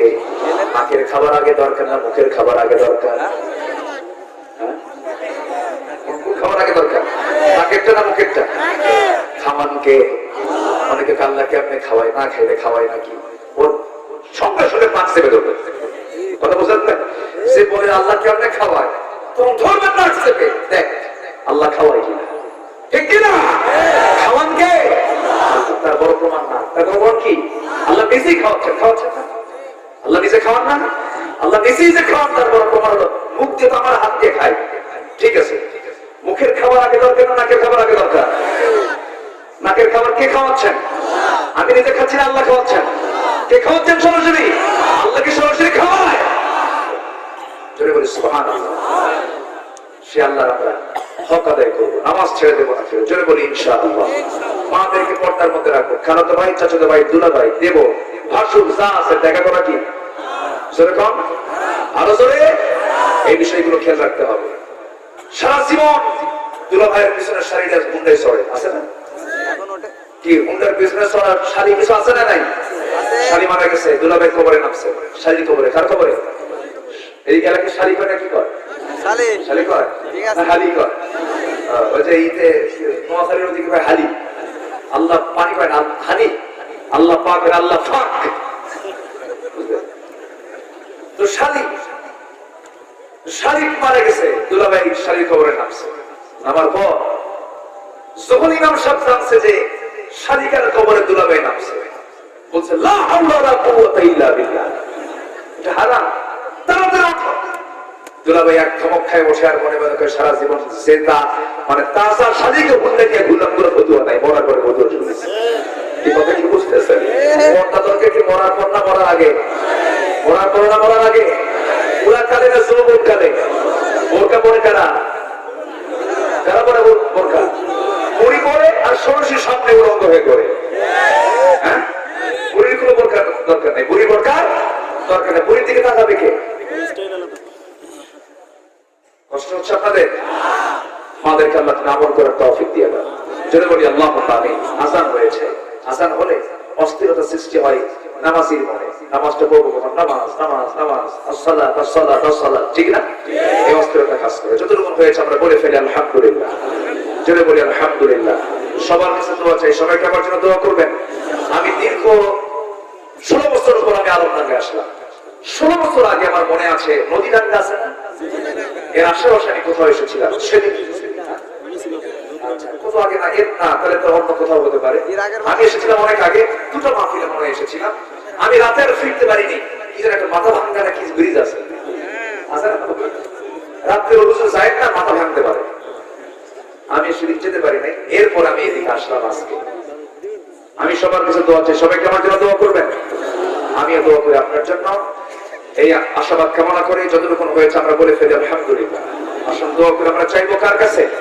আল্লাহর কাছে। সবাই বলি সুবহানাকাল্লাহুম্মা আশহাদু আল্লা ইলাহা ইল্লা আনতা আস্তাগফিরুকা ওয়া আতুবু ইলাইকা। সবাই নামাজের মতো করে বসে আমরা দোয়া করবো। এখানে আযান হবে, নামাজ হবে, ঠিক আছে? এখানে একটা জামাত হবে, যাদের ওযু আছে নামাজের মসজিদের পরে নামাজে দাঁড়ায় যায়। পশ্চিম কোন দিকে? আমার দিকে, আমার এদিকে, পিছনের দিকে পশ্চিম। সবাই নামাজের প্রিপারেশন দিবেন। আমরা দোয়া করি, আমরা চাইবো কার কাছে? আর মাহফিলটা হচ্ছে কিসের উদ্যোগে? এটা যুব সমাজ। এই মাহফিলটা প্রত্যেক বছর গ্রামবাসী যদি কেউ দিতে চান নতুন করে, আপনারা মাহফিলের পরে এখানে দিয়ে যেতে পারবেন। আল্লাহ তুমি সবাইকে আল্লাহর পথে খরচ করার তৌফিক দিয়ে দাও। জোরে বলি আমিন। আসুন দোয়া করি। দোয়া ছাড়া এই এলাকায় দোয়া হয় না। দোয়া চাচ্ছেন কেন? এক লোক নড়লেন, এখন নড়ে যাচ্ছেন কেন? দোয়া করি। ও প্রশ্ন, আচ্ছা এখানে একটা প্রশ্ন আসছে। বলছে হলো কি ফায়ার? ফ্রি ফায়ার কি? আচ্ছা, ভালোই জানেন দেখি আপনারা, ওজনও জানে, একটু প্রশ্ন করলাম। ফ্রি ফায়ার, পাবজি এই গেম খেলা জায়েজ কিনা, এটা কোনো প্রশ্ন হলো, জায়েজ না বোঝেন না? সম্পূর্ণ হারাম, গেম মানে হারাম, গেম মানে কি? আর কুল্লুল লাইবু হারাম, বাস খালাস। এই সমস্ত কাজগুলো করে অনেক সময় নষ্ট হয়, সময় অপচয় হয়। আল্লাহ আমাদেরকে হেফাজত করে, জোরে বলে আল্লাহুম্মা আমিন। অনেক সংসার ভেঙে যাচ্ছে অকামের কারণে, ঠিক কিনা? আল্লাহ সবাইকে হেফাজত করে। আসেন দোয়া করি। থাক, মানুষ অডিয়েন্স বুঝতে হবে। আল্লাহুম্মা আমিন। ربنا ظلمنا أنفسنا وإن لم تغفر لنا وترحمنا لنكونن من الخاسرين। বৃষ্টিতে কদরি বেলা হাজার হাজার মুসলমান নরনারীকে নিয়ে তোমার কালামের একটা আয়াতকে সামনে রেখে আমানতকারীদের উপরে কিছু আলোচনা করেছি। গুনার বোঝা মাথায় নিয়ে কাঙ্গাল বিকেলের মতো দুটো হাত পেতেছি। আল্লাহ, গুনার দিকে নজর দিও না, বান্দা মনে করে তামাম জীবনের সমস্ত গুনাহগুলোকে মাফ করে দাও। জনম দুঃখিনী মা, জনম দুঃখী বাপ জান্নাত চলে গেলেন, জিন্দেগির গুনাহগুলো মাফ করে দাও, কবরগুলোকে জান্নাতের টুকরা বানায়া দাও। সবাই চোখ বন্ধ করুন, হাত একটু উঁচু করে আল্লাহর সেখানে দোয়া করে দিল থেকে মন থেকে সবাই কণ্ঠ জার করে আমার সঙ্গে বলুন, রব্বির হামহুমা কামা রব্বায়ানি সগীরা, রব্বির হামহুমা কামা রব্বায়ানি সগীরা। আল্লাহ তাআলা বিশেষ করে মাহফিলের আয়োজন যারা করলেন, শোনার জন্য দূর দূরান্ত থেকে যারা আসলেন, বিনিময়ে কিয়ামতের কঠিন ময়দান, যেদিন কেউ কাউকে চিনবে না, এমনকি মা পর্যন্ত সন্তানকে অস্বীকার করে বসবে, যেদিন মানুষ কাঁদতে কাঁদতে চোখের পানিগুলো ফুরে যাবে, চোখ থেকে রক্ত বের হওয়া শুরু হয়ে যাবে, সেই কঠিন মুসিবতের দিনে এই মাহফিল আমাদের সবার জন্য নাজাতের মাধ্যম তুমি আল্লাহ বানাইয়া দিও। ও আল্লাহ, তোমার বান্দাগুলো যা যা চায়, কারো চাওয়া তুমি আল্লাহ ফেরত দিও না। জামাল ভাইকে কবুল করে নাও। আমার বামে মুরব্বী দোয়া চেয়েছেন, কিডনি রোগে তিনি আক্রান্ত, আল্লাহ মেহেরবানি করে তুমি আল্লাহ তাকে দ্রুত সেহাতে কুল্লিয়া দিয়ে দাও। সৌদি মহোদয়কে কবুল করে নাও। আমার ডানে বামে সামনে পিছনে যত ভাই আড়ালে যত মা বোনা তুলেছেন, আল্লাহ যার যার যার যার অন্তরে যে কামনা গুলো আছে তুমি আল্লাহ নেক মাকসুদকে তুমি আল্লাহ পূরণ করে দাও। এই দুনিয়া থেকে কোন দিন বিদায় হব জানি না, ডান হাতে আমল নামা না আসা পর্যন্ত কবরে নিও না। আল্লাহ তাআলা ওই ফিলিস্তিন, ইহুদিরা ফিলিস্তিনে ঢুকে মা মেয়েকে ধরে নিয়ে যায়, জেলখানার মধ্যে রেখে, কারাগারে রেখে মার চোখের সামনে মেয়েকে দর্শন করে, মেয়ের চোখের সামনে মাকে দর্শন করে। আল্লাহ তোমার গায়েবে সাহায্য নাজিল করো, মুসলিম উম্মার জন্য একটা ওমর তুমি আল্লাহ দুনিয়াতে পাঠাইয়া দাও। আল্লাহ তাআলা কোন দিন মরবো জানি না, ডান হাতে আমল নামা না আসা পর্যন্ত কবরে নিও না। আল্লাহ, আল্লাহ তোমার বান্দাগুলো যারা যারা হাত পেতে আছে, সবার হাতগুলোকে তুমি আল্লাহ চালাইয়া নাও। আল্লাহ তাআলা এই গ্রামের প্রত্যেকটা ঘরকে তুমি আল্লাহ ইসলামের দুর্গ বানাইয়া দাও। এই মহাসবের প্রত্যেকটা ঘরে তুমি খালিদ বিন ওলীদের মতো যুবক পয়দা করে দাও। আয়েশা, খাদিজা, সুমাইয়ার সঙ্গে তুমি আল্লাহ মাদেরকে কবুল করে নাও। যেদিন মরে যাব রে, আব্দুল্লাহ আমিন বলে আর ডাক কেউ দেবে না। যখন মরে যাব সোহাগ বলে কেউ ডাকবে না। যখন মরে যাব বলবে লাশটা ঘর থেকে বের করো, লাশটাকে গোসল করাও, লাশটাকে জানাজায় নাও, আর আমার নাম কেউ নেবে না। নাম হয়ে যাবে লাশ, জানাজা শেষ হয়ে যাবে, বলবে লাশটা কবরে শোয়া দাও, লাশটাকে পাশ চাপা দাও, মাটি চাপা দাও, রেখে আসবে রে আল্লাহ। 3 দিনের মাথায় আমার মাথার চুলগুলো খসে খসে পড়বে, আমার হাড়গুলো থেকে শরীরের গোশত চামড়া গুলো পৃথক হতে থাকবে। আল্লাহ তাআলা 7 দিন 8 দিন যেতে না যেতে পেটের নাড়ি বুড়ি পৌঁছে চোখ কান মুখ সব বের হয়ে আসবে। 2 মাসের মাথায় আমার দেহে হাড় ছাড়া কিছুই থাকবে না রে। সেই অন্তিম মুহূর্ত যখন চলে আসবে, আল্লাহ জবানে জারি করে দিও কালজয়ী কালেমা তাইয়্যিবা লা ইলাহা ইল্লাল্লাহ মুহাম্মাদুর রাসূলুল্লাহ। আসসালামু আলাইকুম ওয়া রাহমাতুল্লাহ।